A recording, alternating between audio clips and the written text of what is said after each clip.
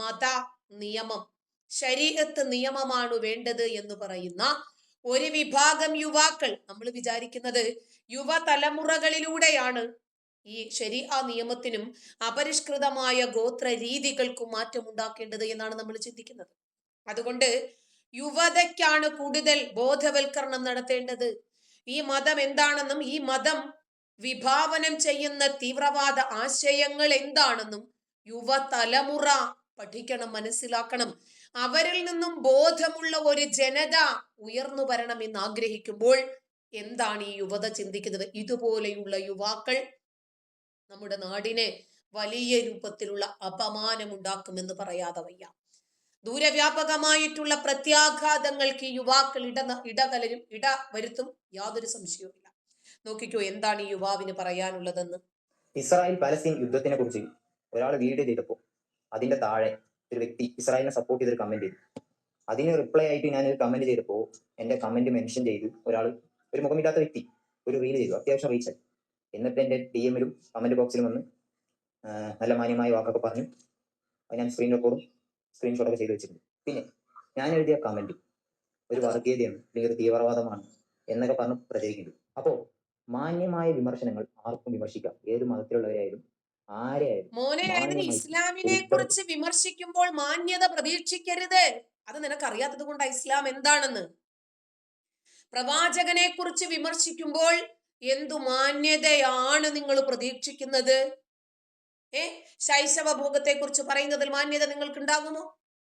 മൃഗഭോഗത്തെ കുറിച്ചും ശവഭോഗത്തെ കുറിച്ചും സ്വവർഗ ലൈംഗികതയെ കുറിച്ചും 6 മുതൽ 60 വയസ്സ് വരെയുള്ള ആളുകളുമായി യഥേഷ്ടം ലൈംഗിക ബന്ധം നടത്തിയിരുന്ന ഒരു വ്യക്തിയെ കുറിച്ചും പറയുമ്പോൾ ചോരക്കൊതി പൂണ്ടൊരു നാട് മുഴുവനും മതതീവ്രവാദത്തിൽ കുഴിച്ചു മൂടുന്നതിനു വേണ്ടി ചോര തളം കെട്ടിക്കിടക്കുന്ന മണ്ണിൽ നിന്നിട്ട് സമാധാനം സമാധാനം എന്ന് പറഞ്ഞ ഒരു നേതാവിനെ കുറിച്ച് സംസാരിക്കുമ്പോൾ എവിടെയാണ് മോനെ മാന്യമായ വിമർശനം എന്ന് നിങ്ങൾ പറയുന്നത്?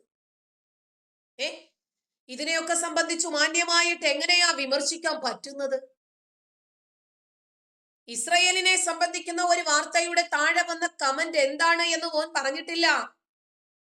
ഇസ്രയേലിനെ പിന്തുണയ്ക്കുന്നവരുടെ കഴുത്തെടുക്കണമല്ലേ, കയ്യും കാലും എതിർ ദിശകളിൽ നിന്ന് ഛേദിക്കണമല്ലേ, അതുപോലെ ഒരു നിയമം ഈ രാജ്യത്ത് വരണമല്ലേ? ഈ കമന്റിനെ മാന്യമായ രൂപത്തിൽ എങ്ങനെയാണ് മോനെ റിയാക്ട് ചെയ്യുന്നത്? നിന്നെ പോലെയുള്ള യുവതലമുറയാണ് ഈ നാടിന്റെ അപമാനം. നിന്നെ പോലെയുള്ള യുവ തീവ്രവാദികളാണ് ഈ നാടിനെ നശിപ്പിച്ചു കൊണ്ടിരിക്കുന്നത്. നിന്നെ പോലെയുള്ള യുവതാരങ്ങളുടെ തലച്ചോറിനകത്തുള്ള ഈ മതം എന്ന മാലിന്യം, ഈ ക്യാൻസർ ചിന്താഗതിയാണ് ഈ രാജ്യത്തെ തകർത്തുകൊണ്ടിരിക്കുന്നത്. ഈ രാജ്യത്തിന്റെ ജനാധിപത്യത്തെ ചോദ്യം ചെയ്യുന്നത്, മതേതരത്വത്തെ തുണിപൊക്കി കാണിക്കുന്നത് നിങ്ങളെ പോലെയുള്ള ആളുകളാണ്. അറിവിന് വേണ്ടി ചോദ്യമായി ഒരാൾ, ഒരു മുഖമില്ലാത്ത വ്യക്തി, ഒരു റീൽ ചെയ്തു, അത്യാവശ്യം റീച്ച് ആയി. എന്നിട്ട് എന്റെ ഡി എമ്മിലും കമന്റ് ബോക്സിലും വന്ന് നല്ല മാന്യമായ വാക്കൊക്കെ പറഞ്ഞു. അത് ഞാൻ സ്ക്രീൻ റെക്കോർഡും സ്ക്രീൻഷോട്ടൊക്കെ ചെയ്ത് വെച്ചിട്ടുണ്ട്. പിന്നെ ഞാൻ എഴുതിയ കമന്റ് ഒരു വർഗീയതയാണ്, അല്ലെങ്കിൽ ഒരു തീവ്രവാദമാണ് എന്നൊക്കെ പറഞ്ഞ് പ്രചരിക്കുന്നു. അപ്പോ മാന്യമായ വിമർശനങ്ങൾ ആർക്കും വിമർശിക്കാം, ഏത് മതത്തിലുള്ളവരായാലും ആരെയായാലും. മാന്യമായിട്ട് ഒരു ഉത്തരത്തിന് വേണ്ടി, അറിവിന് വേണ്ടി ചോദ്യമായിട്ട് മാന്യമായ വിമർശനങ്ങൾ ആരെയും ആർക്കും വിമർശിക്കാം, അത് അറിവിന് വേണ്ടിയിട്ടാണ്. പക്ഷെ ഇന്ത്യയിൽ അങ്ങനെയാണ്, എല്ലാവരും ഉണ്ട്. ഇന്ത്യയിൽ കാര്യമായതുകൊണ്ട് ഇന്ത്യയിൽ എന്താ വെച്ചാൽ ഇസ്ലാമിനാണ് മെയിൻ ആയിട്ട് ഫോക്കസ് ചെയ്യുന്നത്. ഇസ്ലാമിനോട് ഇല്ലാണ്ടാക്കുക, ഇസ്ലാമിനോട് തകർക്കുക, ആ ലക്ഷ്യത്തോടെയാണ് ഇവിടെ വിമർശനം നടക്കുന്നത്. അല്ലടാ, ഒരാള് വിമർശിച്ചാൽ ഉടനെ ഇസ്ലാം അങ്ങ് തകർന്നു പോകുമോ? അത്രയ്ക്ക് ഉള്ളോ നിങ്ങളുടെ ഇസ്ലാം? ഇത്രയ്ക്ക് ദുർബലമാണോ ഇസ്ലാം? കോടിക്കണക്കിന് ജനങ്ങൾ ഫോളോ ചെയ്യുന്ന ഇസ്ലാം, അയ്യോ, ഒരാൾ വിമർശിച്ചാൽ ഉടനെ തന്നെ തകർന്നു പോകുന്ന ഇസ്ലാം. അത് നേരത്തെ പറയണ്ടേ, അപ്പോഴല്ലേ നമുക്ക് മനസ്സിലാകുന്നത്. ഒരാൾ വിമർശിച്ചാൽ, ഒരാൾ എതിരഭിപ്രായം പറഞ്ഞാൽ ഉടനെ തന്നെ തകർന്ന് തരിപ്പണമാകുന്ന അത്രയ്ക്ക് ദുർബലമായിട്ടുള്ള മതമാണോടു പടച്ചറബിന്റെ മതം. അള്ളാഹു ഈ ഭൂമിയിലുള്ള ആളുകൾക്ക് തൃപ്തിപ്പെട്ടു തന്ന, മലക്കുകളാൽ താങ്ങി നിർത്തപ്പെട്ട സിംഹാസനത്തിൽ ഇരുന്നിട്ട് പടച്ചവൻ മലക്കിനെ കൊണ്ട് ലക്ഷക്കണക്കിന് ജനങ്ങൾക്കിടയിൽ നിന്ന് ദൈവദൂതന്മാരെ തിരഞ്ഞെടുത്ത് അവരിലേക്ക് അയക്കപ്പെട്ട ഈ സന്ദേശം നിറഞ്ഞ ഇസ്ലാം ഒരാൾ വിമർശിച്ചാൽ ഉടനെ തകർന്നു പോകുമല്ലേ? പറയണ്ടേ, അപ്പോഴേ നമുക്ക് മനസ്സിലാക്കുക. ശരി. നടക്കുന്നത്. എല്ലാ ആളും മാന്യമായി വിമർശിക്കുന്നവരൊക്കെ ഉണ്ട്, പക്ഷെ കൂടുതൽ വർഗീയത, തീവ്ര ചിന്ത, ഇതൊക്കെ ഒരു ഇസ്ലാമിനെ എല്ലാ മതത്തിനെയും ഈ വിമർശിക്കുന്നവർ ആളിന് ഒരു തീവ്ര ചിന്തയും ഇല്ല കേട്ടോ. ഇയാളൊരു കറകളഞ്ഞ മതേതരനാണ് കേട്ടോ. അങ്ങനെ പറയാൻ പാടുള്ളേ.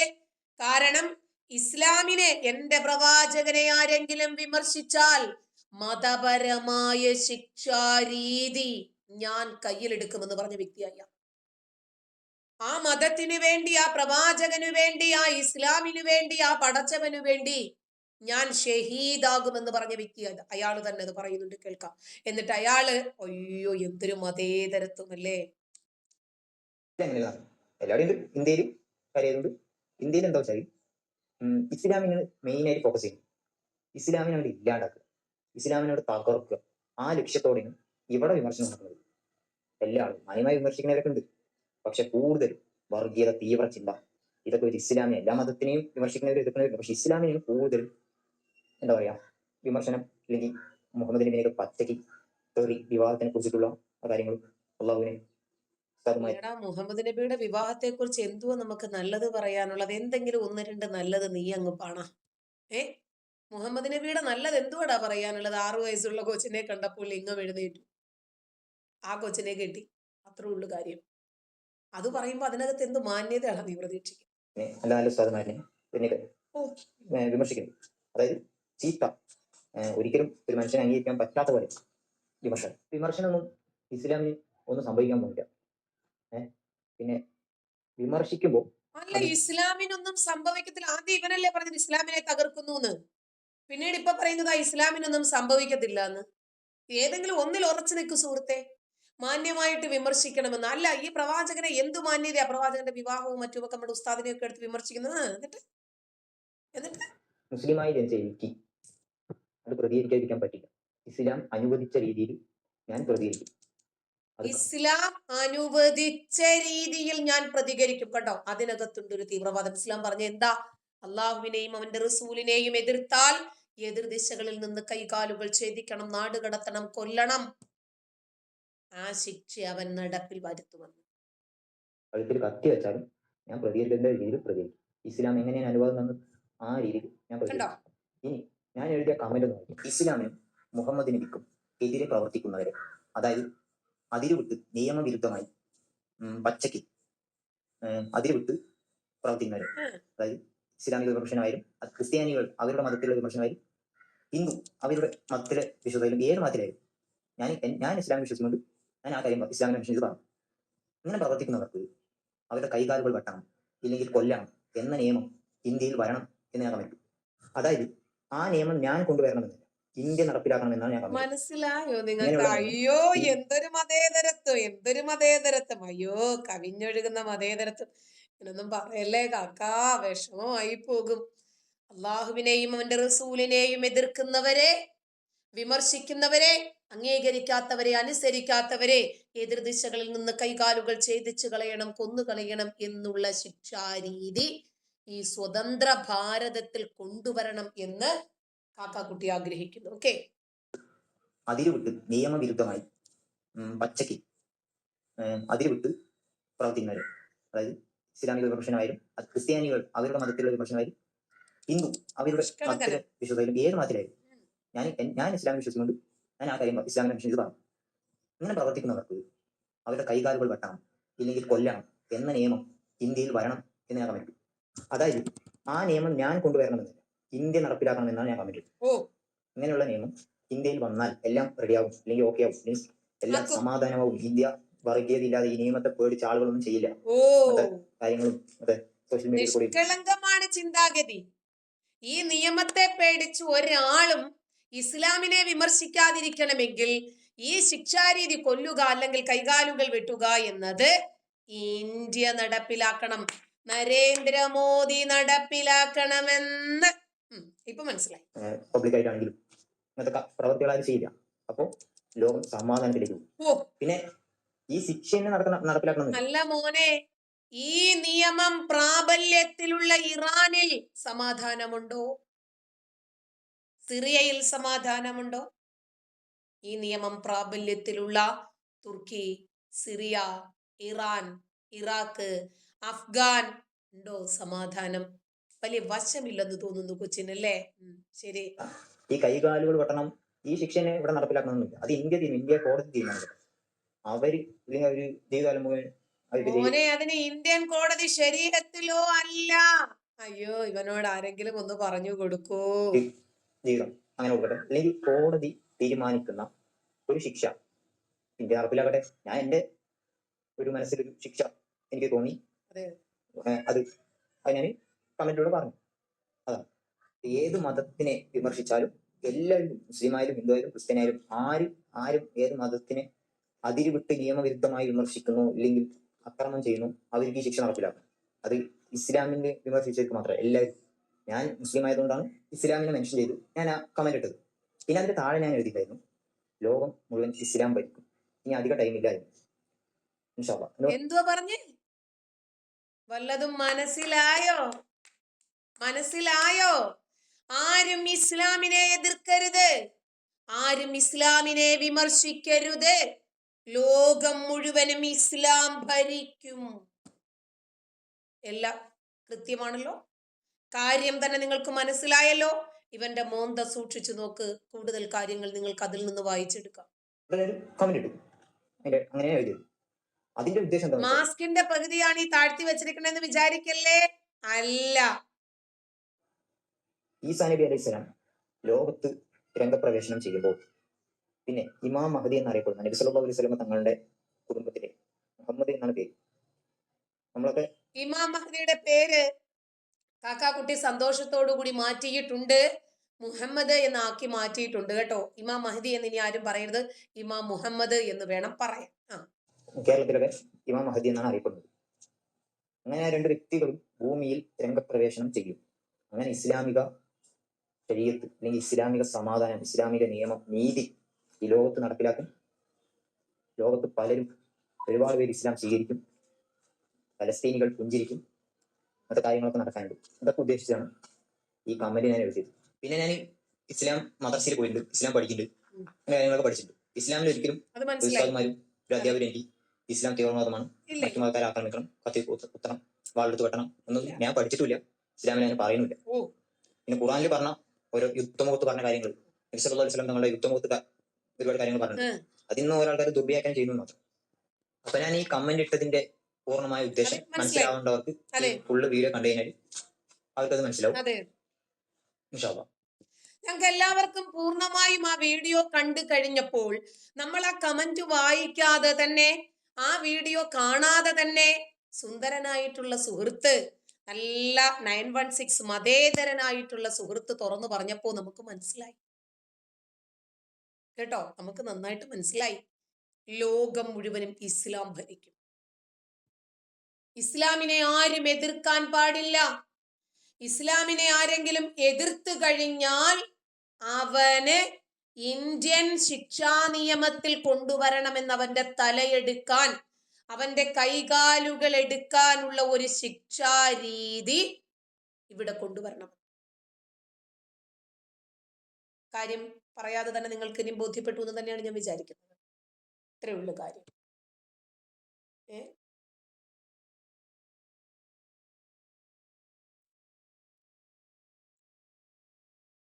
ഫിറോസിന് ഇനിയിപ്പോ എന്ത് തെളിവാണാവോ വേണ്ടത്? ഇത് ശരിയാണോ അല്ലേ എന്ന് നോക്കാന്. എന്തുവാ നിങ്ങളൊക്കെ ഇങ്ങനെ അത്ഭുതം തോന്നുവാണ് ഇവരുടെയൊക്കെ വിഷയത്തിൽ. പക്ഷേ ഒരു കാര്യത്തിൽ സമാധാനമുണ്ട് കേട്ടോ. ഒരു വിഭാഗം ആളുകള് തീവ്ര ചിന്താഗതിക്കാരായി രംഗപ്രവേശം ചെയ്യുന്നുണ്ട് എന്നത് വാസ്തവമാണ്. പക്ഷേ അതുപോലെ തന്നെ ഇസ്ലാമിനകത്തുള്ള നീചകൃത്യങ്ങളെ, വൃത്തികേടുകളെ, തന്തയില്ലായ്മകളെ, നെറികേടുകളെ തുറന്നു പറയാനും ശക്തമായി എതിർക്കാനും വിമർശിക്കാനും യാതൊരു ഭയവുമില്ലാത്ത ഒരു വിഭാഗം ആളുകളും സമൂഹത്തിലുണ്ട്, മുസ്ലിം സമുദായത്തിലുണ്ട്. ഞാനും ഈ സമുദായത്തിന്റെ സന്തതിയാണ്. ഒരു മുസ്ലിം പിതാവിന്റെയും മാതാവിന്റെയും മകളാണ് ഞാനും.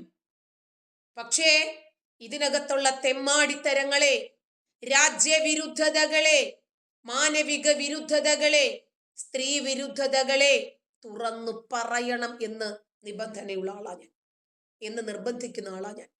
നിങ്ങളോടല്ല, എന്നോട്.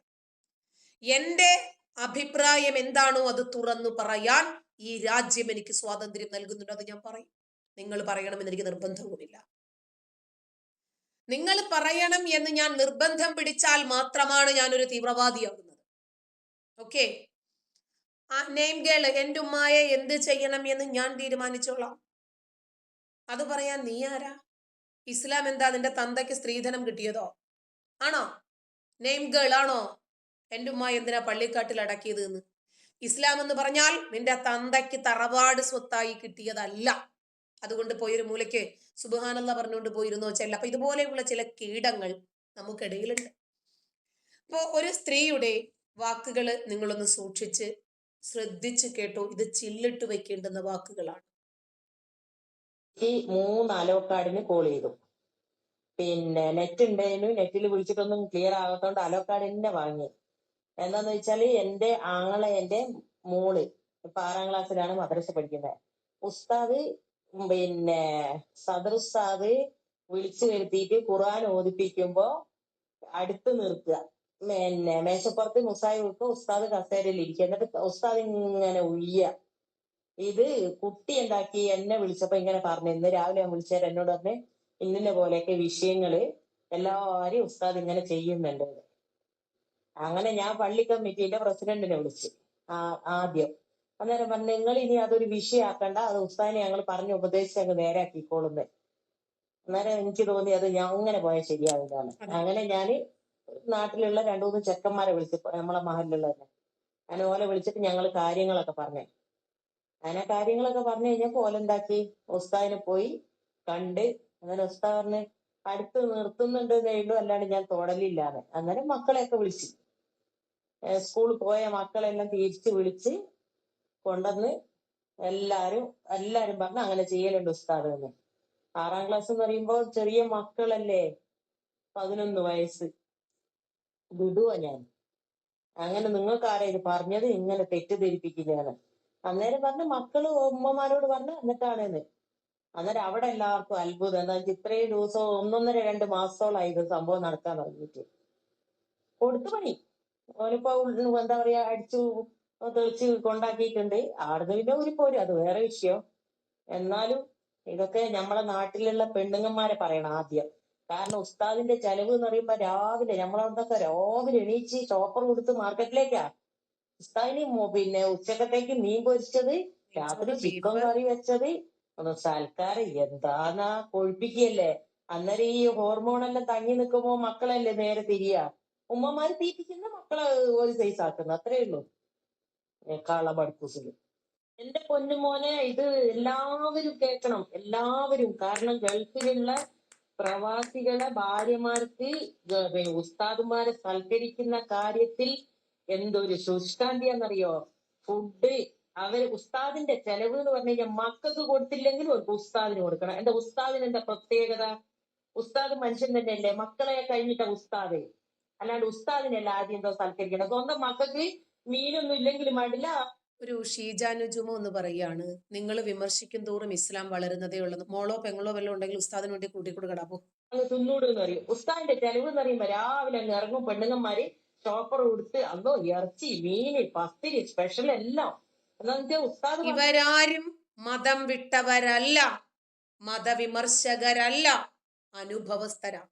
സഹോദരന്റെ 11 വയസ്സുള്ള കുട്ടിയെ പഠിപ്പിക്കാനാണ് എന്ന വ്യാജേന അടുത്ത് നിർത്തി ഉടുപ്പിനകത്ത് കൈയിട്ട് ഉഴിഞ്ഞപ്പോൾ ആ കുഞ്ഞ് സഹിക്കവയ്യാതെ അമ്മായിയോട് വിളിച്ച് വിവരം പറയുകയും അവര് മഹലിലെ പയ്യന്മാരെ ഏർപ്പെടുത്തി ഉസ്താദിനെ വീട്ടിൽ കയറി പണിയുകയും ചെയ്ത വസ്തുത അവര് തന്നെ തുറന്നു പറയുന്നതാണ്. എനിക്ക് നിർബന്ധമായിട്ട് രാത്രി എനിക്ക് ചപ്പാത്തി മാത്രമേ പറ്റൂ. ഉസ്താദിന് നടത്തി കൊടുക്കുക എല്ലാരും. ചപ്പാത്തി, ചിക്കൻ കറിയും മീൻ ഫ്രൈയും. ഉസ്താദ് എന്തെന്നാ പറയുന്ന അത് തന്നെ മക്കൾക്ക്. മക്കള് എന്താ പറയാ, ഉസ്താദിന്റെ ഫുഡ് എന്ന് പറഞ്ഞു കഴിഞ്ഞാൽ 1-1.5 ഫുഡാ. വലിയൊരു തട്ട് നിറച്ച് 3-4 തട്ട് നിറച്ച് ചോറ്, അതിന് സ്പെഷ്യലായിട്ട് കറികള് എല്ലാം ഉണ്ടാക്കി അങ്ങ് കൊണ്ട കൊടുക്കുക. എന്നിട്ട് ഇതെല്ലാം തിന്ന് കുടിയൊക്കെ കഴിഞ്ഞ് കഴിഞ്ഞിട്ട് രാവിലെ മക്കള് മദ്രസയിൽ ചെല്ലുമ്പോ അടുത്തേക്ക് വിളിച്ചിരുത്ത ഉഴിഞ്ഞ് പോലെ വികാരം തീർക്കുക ഖുർആന്റെ മുന്നിൽ വെച്ചിട്ട്. ഇതാ മൂല്യന്മാര്. ഒരു മൂല്യര് പറഞ്ഞാൽ പോരെ, എല്ലാവരും ഉണ്ട്. എന്താന്ന് വെച്ചാൽ 90% ഇപ്പൊ ഇങ്ങനെയാ. 90%, 10% നല്ലതുള്ളൂ. 90% ഉസ്താദ്മാര് ക്ലാസ് എടുക്കാൻ വേണ്ടിയിട്ട് ഇങ്ങ് വിളിക്കും. എന്തിനാണെന്നറിയോ? എന്നിട്ട് ഒരു കർട്ടനും മുന്നില്, പെണ്ണുങ്ങന്മാർക്ക് മാത്രം ക്ലാസ്, ആണുങ്ങൾക്ക് ഒരു ക്ലാസ്സും വേണ്ട. പെണ്ണുങ്ങൾ ആഴ്ചക്ക് പെണ്ണുങ്ങൾക്ക് ക്ലാസ്. എന്തെല്ലാം നിയമങ്ങളാ. എന്നിട്ടോ കുറ്റം മുഴുവനും ഓള് പർദ്ദ ഇട്ടത് ടൈറ്റായി പോയി, ഓള് അങ്ങനത്തെ ഡ്രസ് ഇട്ടിട്ട് പോയി, ഗൾഫുകാരെ പെണ്ണുങ്ങൾക്ക് ഇല്ലാത്ത കുറ്റങ്ങളുണ്ട്. എങ്ങനെയുണ്ട്? ഇനിയും തീർന്നിട്ടില്ല. ഞാൻ വേറെ ഒരു ഉസ്താദ് തന്നെ പറയട്ടെ, അപ്പോഴാണ് ഇവിടെ വന്നേ കമന്റോളികളുണ്ട്, കുറച്ച് അവളുമാരും അവന്മാരും ഒക്കെ. അപ്പൊ അവർക്ക് ഇസ്ലാം എന്ന് പറഞ്ഞാൽ എന്തോ വലിയ സംഭവമാണ്. കാരണം ഇവരുടെ മക്കളെ പിടിച്ച് ആ താത്താടെ വാക്ക് കടമെടുക്കുവാണെങ്കിൽ പിടിച്ച് സൈസ് ആക്കുന്നത് കണ്ടിട്ടേ ഇവര് നന്നായിട്ട് സുഖിക്കുന്നുണ്ട്. ഇവരുടെ മക്കളെ വിട്ടുകൊടുക്കാനും മക്കളെ ഉസ്താദുമാര് പിടിച്ച് സൈസാക്കുന്നതും സുഖിക്കുന്നതും സുഖിപ്പിക്കുന്നതും ഒക്കെ കാണുമ്പോൾ ഇവർക്കതൊരു സുഖമുണ്ട്. അതുകൊണ്ടാണ് അവരെ വിമർശിക്കുമ്പോൾ ഇവര് വന്ന് എന്നെ തന്തയ്ക്ക് വിളിക്കുന്നത്. ഇതുകൊണ്ടാണ്. ഉസ്താദ് തന്നെ പറയട്ടെ. മദ്രസകളൊക്കെ പിടിക്കപ്പെടുന്ന വലിയ വലിയ തഹ്സീലുള്ള മൂല്യന്മാർ 18 കൊല്ലം തടവ്. കാര്യം എന്താ? പ്രായപൂർത്തിയാകാത്ത കുട്ടികളെ കൊണ്ടിട്ട് ലൈംഗിക ആഭാസങ്ങൾക്ക് വിധേയമാക്കുക. നമ്മളെ പണ്ഡിതന്മാരാ എന്ത് പുണ്ണാക്കിലെ പണ്ഡിതനായി പ്രായപൂർത്തിയാകാത്ത പൈതങ്ങളെ ലൈംഗിക വൈകൃതങ്ങൾക്ക് വിധേയമാക്കിയിട്ട് വലിയ വലിയ ഡിഗ്രി വെച്ച് നടക്കുന്ന ഈ കാപ്പാലികന്മാരുടെ ലിംഗച്ഛേദം നടത്തേണ്ടതല്ലേ? ഉസ്താദാ പറയുന്നത്. എന്നിട്ട് ഓല് മാന്യന്മാർ എന്നിട്ട് പറഞ്ഞു കൊടുത്താല് സ്വകാര്യമായ കാര്യമില്ലേ? പരസ്യമായിട്ട് പറയാൻ തുടങ്ങിയ അഡ്രസ് ഇല്ലാത്ത അവസ്ഥ ഉണ്ടാവും. ആ മേലെന്ന് വലിയ ഉസ്താദ് മുതലും തുടങ്ങേണ്ടി വരും. അപകടാവൂലേ? ഇത് പറഞ്ഞാൽ എന്തിനാ അബ്ബാസ് അത്ര രൂക്ഷമായി പറഞ്ഞ്? നിങ്ങൾ എന്തിനാ അങ്ങനെ രൂക്ഷമായി ചെയ്ത്?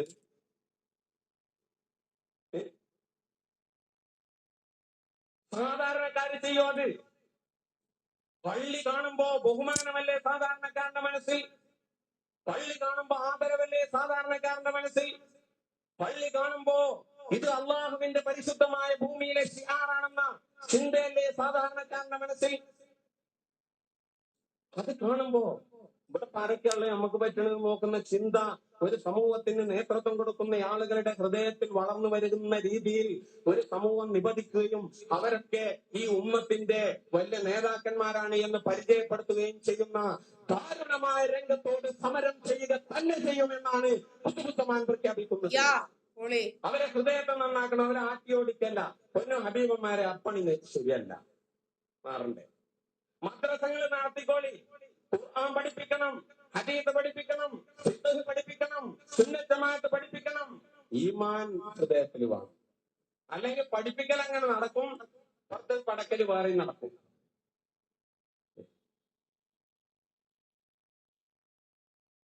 നമ്മുടെ പ്രഭാഷണ വേദികളിൽ ഇപ്പൊ വ്യഭിചാരത്തെ കുറിച്ചുള്ള ചർച്ചയില്ല. വ്യഭിചാരം പാടില്ലാത്തതാണ്. വയല് കേൾക്കലുണ്ടപ്പോ? ഇല്ല. കാരണം എന്താ? വ്യഭിചാരം പാടില്ലാത്തതാണ്. പെണ്ണുങ്ങളെ സംസർഗത്തിന് ഉപയോഗിക്കുന്ന വികൃതമായ ഏർപ്പാട്, അനുവാദമില്ലാതെ ചെയ്യുന്ന ഏർപ്പാട്, അനുവദനീയമല്ലാത്ത രീതിയിൽ ചെയ്യുന്ന ഏർപ്പാട് അവസാനിപ്പിക്കപ്പെടണം എന്നൊക്കെ പറഞ്ഞിട്ട് പ്രസംഗം വയല്. അതൊക്കെ പണ്ട്. ഇപ്പൊ പ്രസംഗിച്ച ബേക്കൊക്കെ ഇങ്ങനെ നോക്കും, തീർത്ത് കയറി അല്ലേ? അല്ലേ? നിങ്ങൾ ആലോചിച്ച് നോക്കൂ. മലിനമായില്ലേ സമുദായത്തിന്റെ ഗാത്രം? മലീമസമായില്ലേ ഉമ്മത്തിന്റെ ശീലം? അപകടകരമായ രംഗവേദിക്കല്ലേ ഈ നേതൃത്വം പരിശ്രമിച്ചുകൊണ്ടിരിക്കുന്നത്?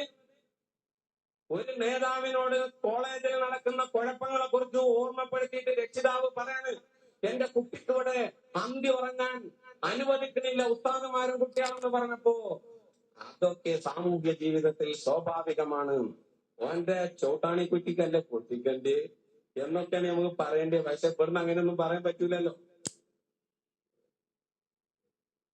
തിന്മക്കെതിരായിട്ട് നിലകൊള്ളുന്ന ഒരു ഉജ്ജ്വല വ്യക്തിത്വമായി വളർന്നു വരണമെന്ന് ആഗ്രഹിച്ചുകൊണ്ട് ശിശുപ്രായത്തിൽ കൊണ്ടാക്കി സ്ഥാപനങ്ങളുടെ അകത്തളങ്ങളിലേക്ക് പ്രതീക്ഷാ നിർഭരമായ മനസ്സുമായി കുഞ്ഞു പൈതങ്ങളുടെ കരം പിടിച്ചിട്ട് നടന്നെടുത്ത പാവപ്പെട്ട രക്ഷിതാവ് വ്യസനിക്കുന്ന ഹൃദയത്തോടുകൂടെ പവിത്രമായ ചുറ്റുപാടിൽ നിന്ന് ഞങ്ങൾ കൊണ്ടുവന്നാക്കിയ കുട്ടിയുടെ ജീവിതത്തിന്റെ മാലിന്യത്തിന്റെ ആധിക്യത്തെ കുറിച്ച് ഓർമ്മപ്പെടുത്തിയപ്പോ സാമൂഹ്യ ജീവിതത്തിൽ സ്വാഭാവികമാണെന്ന് പറഞ്ഞ് തള്ളി എറിഞ്ഞുകൊണ്ട് അധാർമികതയുടെ പൂജകരായ ഒരു ജനതയെ സൃഷ്ടിക്കുന്ന അതിതീക്ഷ്ണവും നീചവും നികൃഷ്ടവുമായ സാഹചര്യം സൃഷ്ടിക്കപ്പെടാനാണ് പണ്ഡിത സഭകളുടെ നേതൃതലങ്ങളിൽ ഇരിക്കുന്ന ആളുകളുടെ പ്രവർത്തനമെങ്കിൽ പ്രിയപ്പെട്ടവര് നമുക്കെന്തിന് ആധ്യാത്മിക രംഗത്ത് അങ്ങനെ ഒരു നേതൃത്വത്തിന്റെ സാന്നിധ്യം എന്ത് ആലോചിക്കണം. ഈ ഉസ്താക്കന്മാരോടൊക്കെ പള്ളിക്കെന്ന് വയലറിയാൻ പറയും, മാലിന്യത്തെ കാന്തിനോട് വയലറിയാൻ പറയും, വ്യഭിചാരത്തിനെതിരെ ഒന്ന് പറയട്ടെ,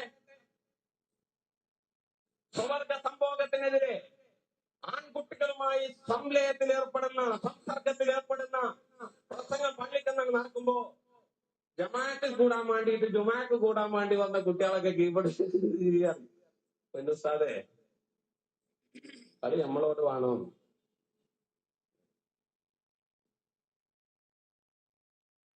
ഇത് ഒഴിവാക്കപ്പെടേണ്ടതല്ല. ഇത് മാറ്റിയിട്ട് ഈമാനിലേക്ക് ഇത്തരം സത്യം തുറന്നു പറയുന്ന ആളുകൾക്കൊന്നും ഈ വർഗത്തിന്റെ ഇടയിൽ നിലനിൽപ്പില്ല. കാരണം എന്താ? ഉസ്താദുമാര് ചെയ്യുന്ന തെണ്ടിത്തരങ്ങളും ചേറ്റത്തരങ്ങളും തുറന്നു പറഞ്ഞു പോകുന്നില്ലേ? അതായത് നിവൃത്തിയില്ലാതെ വരുമ്പോഴാണ് 1,00,000-ൽ ഒരാളെങ്കിലും ഇങ്ങനെ പ്രതികരിച്ചു പോകുന്നത്. ഈ തീവ്രമായ മതവിഭാഗം വളർന്നു വരുംതോറും ഒരു ഉത്തമ സമൂഹത്തിന് ഇവര് തലവേദനയാണ്. മര്യാദയ്ക്കു മതേതരന്മാരായി ജീവിക്കുന്ന ഒരു ബഹുസ്വര സമൂഹത്തിന് സംഭവിച്ച ക്യാൻസറാണ് ഇസ്ലാം എന്ന വലിയ വിപത്ത്. ഇതുകൊണ്ടാണ് നമുക്കിത് പറയേണ്ടി വരുന്നത്. ഇസ്ലാം എന്താണ്? എന്തുകൊണ്ടാണ് ഇസ്ലാം ഏറ്റവും കൂടുതൽ വിമർശിക്കപ്പെടുന്നത്?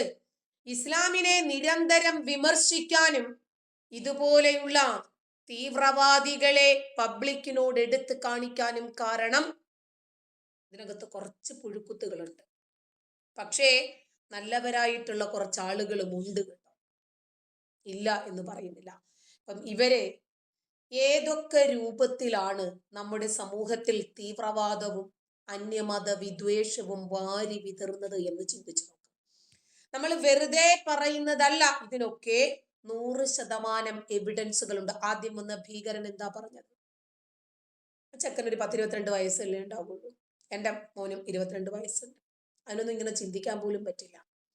അപ്പൊ ഇവര് വളർന്നു വരുന്ന പശ്ചാത്തലം ഒരു പരിധി വരെ ഇസ്ലാമിനെ എതിർക്കുന്നവരുടെ തല വെട്ടിയെടുക്കണം എന്ന രൂപത്തിലേക്ക് ഇവരെ ചിന്തിക്കാൻ പ്രേരിപ്പിക്കുന്നു. അതുകൊണ്ടാണ് ഇവർ ഇങ്ങനെ പ്രതികരിക്കുന്നത് എന്നാണ് ഞാൻ മനസ്സിലാക്കിയിട്ടുള്ളത് കേട്ടോ.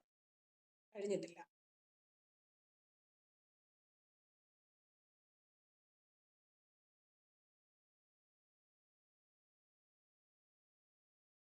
ഈ മതഭ്രാന്തന്മാരെ ആരെങ്കിലും വിമർശിച്ചു പോയാൽ പിന്നീട് അവർക്ക് ഇവരുടെ ഭീഷണി കൊണ്ടൊരു തലവേദനയാണ്. ഇപ്പൊ കണ്ടില്ലേ, എസൻസിന്റെ പ്രോഗ്രാമില് തോക്കുമായിട്ടാണ് ഭീകരർ വന്നത്. അപ്പൊ ഈ ഭീകരന്മാർക്ക്, ഈ യുവതലമുറയിലെ ഇത്തരം ചോരത്തിളപ്പുള്ള യുവാക്കൾക്ക് മാരകമായ ആയുധങ്ങളും ഇവർക്ക് വേണ്ടുന്ന മോട്ടിവേഷൻസും എവിടെ നിന്നാണ് ലഭിക്കുന്നത് എന്ന് ചിന്തിച്ചാൽ മതി. മതഭ്രാന്തിനെ വിമർശിച്ചു കഴിഞ്ഞാൽ ഇവര് തീർത്തു കളയും. വിഷയം ഇപ്പോൾ വീണ്ടും ചർച്ചയാകുന്നുണ്ട്. പലതരത്തിലുള്ള ചില അഭിപ്രായങ്ങളൊക്കെ പലരും പറയുന്നുണ്ട്. ഇതിനിടയിൽ ഒരു ഡോക്ടറുടെ കുറിപ്പ് ശ്രദ്ധിക്കും. അദ്ദേഹം ഒരു ENT, മൂക്ക് തൊണ്ട ചെവി, അതിന്റെ ഒരു ഡോക്ടറാണ്. ഡോക്ടർ സുൽഫി നോഹു. അദ്ദേഹം IMA ഒക്കെ തന്നെ സജീവ പ്രവർത്തകനാണ്. സുൽഫി അദ്ദേഹം ഒരു മുസ്ലിം മതവിശ്വാസി കൂടിയാണ് എന്നാണ് അദ്ദേഹത്തിന്റെ പേരിൽ നിന്ന് നമ്മൾ മനസ്സിലാക്കുന്നത്. അദ്ദേഹം ഒരു അനുഭവം പങ്കുവെച്ചുകൊണ്ട് ഇപ്പോൾ പറഞ്ഞിട്ടത് ഈ പർദ്ദയും ഹിജാബും മറ്റു കാര്യങ്ങളും ഒക്കെ ഇനിയിട്ട് മൂടി നടക്കുമ്പോൾ അതിലുണ്ടാക്കുന്ന സുരക്ഷാ വീഴ്ചയെ കുറിച്ചൊക്കെ കഴിഞ്ഞ ദിവസം ചില ചർച്ചകൾ നടന്നു. ഇലക്ഷൻ ഒക്കെ ബീഹാറിൽ അത്തരക്കാരെയൊക്കെ തന്നെ പരിശോധിക്കണം, ആൾമാറാട്ടത്തിനുള്ള സാധ്യത എന്നൊക്കെ പറയുന്നു. അങ്ങനെയുള്ള ചില ചർച്ചകളും വന്നു. അതിന്റെ അടിസ്ഥാനത്തിലാണ് തല പോകുമോ എന്നറിയില്ല, എന്നാലും പറയാതെ വയ്യ എന്ന് പറഞ്ഞുകൊണ്ടാണ് അദ്ദേഹം പോസ്റ്റ് തുടങ്ങുന്നത് തന്നെ.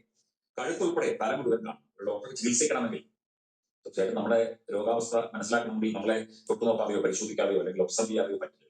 ഇപ്പം മുഖത്ത് കംപ്ലീറ്റ് എല്ലാം കൂടെ മൂടി വെച്ചിരുന്നാല് തൊണ്ടയും ചെവിയും മൂക്കും ഒക്കെ എങ്ങനെ പരിശോധിക്കും? അദ്ദേഹത്തിന്റെ നിസ്സഹായത കൂടിയാണ് ഈ ഒരു പോസ്റ്റിലൂടെ അദ്ദേഹം ചൂണ്ടിക്കാണിക്കുന്നത്. ENT ഡോക്ടറായ എന്റെ OP-യിലേക്ക് കടന്നു വരുന്ന രോഗികളോട് ഒരു ദിവസം കുറഞ്ഞത് 10 എണ്ണമെങ്കിലും പറയേണ്ടി വരുന്ന ഒരു വാചകമാണ് ഇത്. കഴുത്ത് ഉൾപ്പെടെ തല മുഴുവൻ കാണും. അതായത് പരിശോധിക്കണം. തല മൊത്തം മറച്ച് കഴുത്തും മൂടി കണ്ണുകൾ മാത്രം പുറത്ത് കാണിച്ച് തട്ടമിട്ട് മൂടിയ സ്ത്രീകളോടാണ് എനിക്കിത് പറയേണ്ടി വരുന്നത്. ഒരുപക്ഷെ മറ്റനേകം ENT ഡോക്ടർമാർ പറയാൻ മടിക്കുന്ന കാര്യം എന്റെ പേര് സൂചിപ്പിക്കുന്ന എന്റെ ജാതിമത മേൽവിലാസം നൽകുന്ന ആത്മവിശ്വാസം ആകണം എന്നെ ഇത് പറയിപ്പിക്കാൻ സഹായിക്കുന്നത്. കാരണം മുസ്ലിം ഡോക്ടറാണ്, മുസ്ലിം ഡോക്ടറെ മാത്രമേ കാണൂ എന്ന് വിചാരിച്ചിരിക്കുന്ന കുറെ ആൾക്കാരുണ്ട്. സ്ത്രീകളും പുരുഷന്മാരുണ്ട്.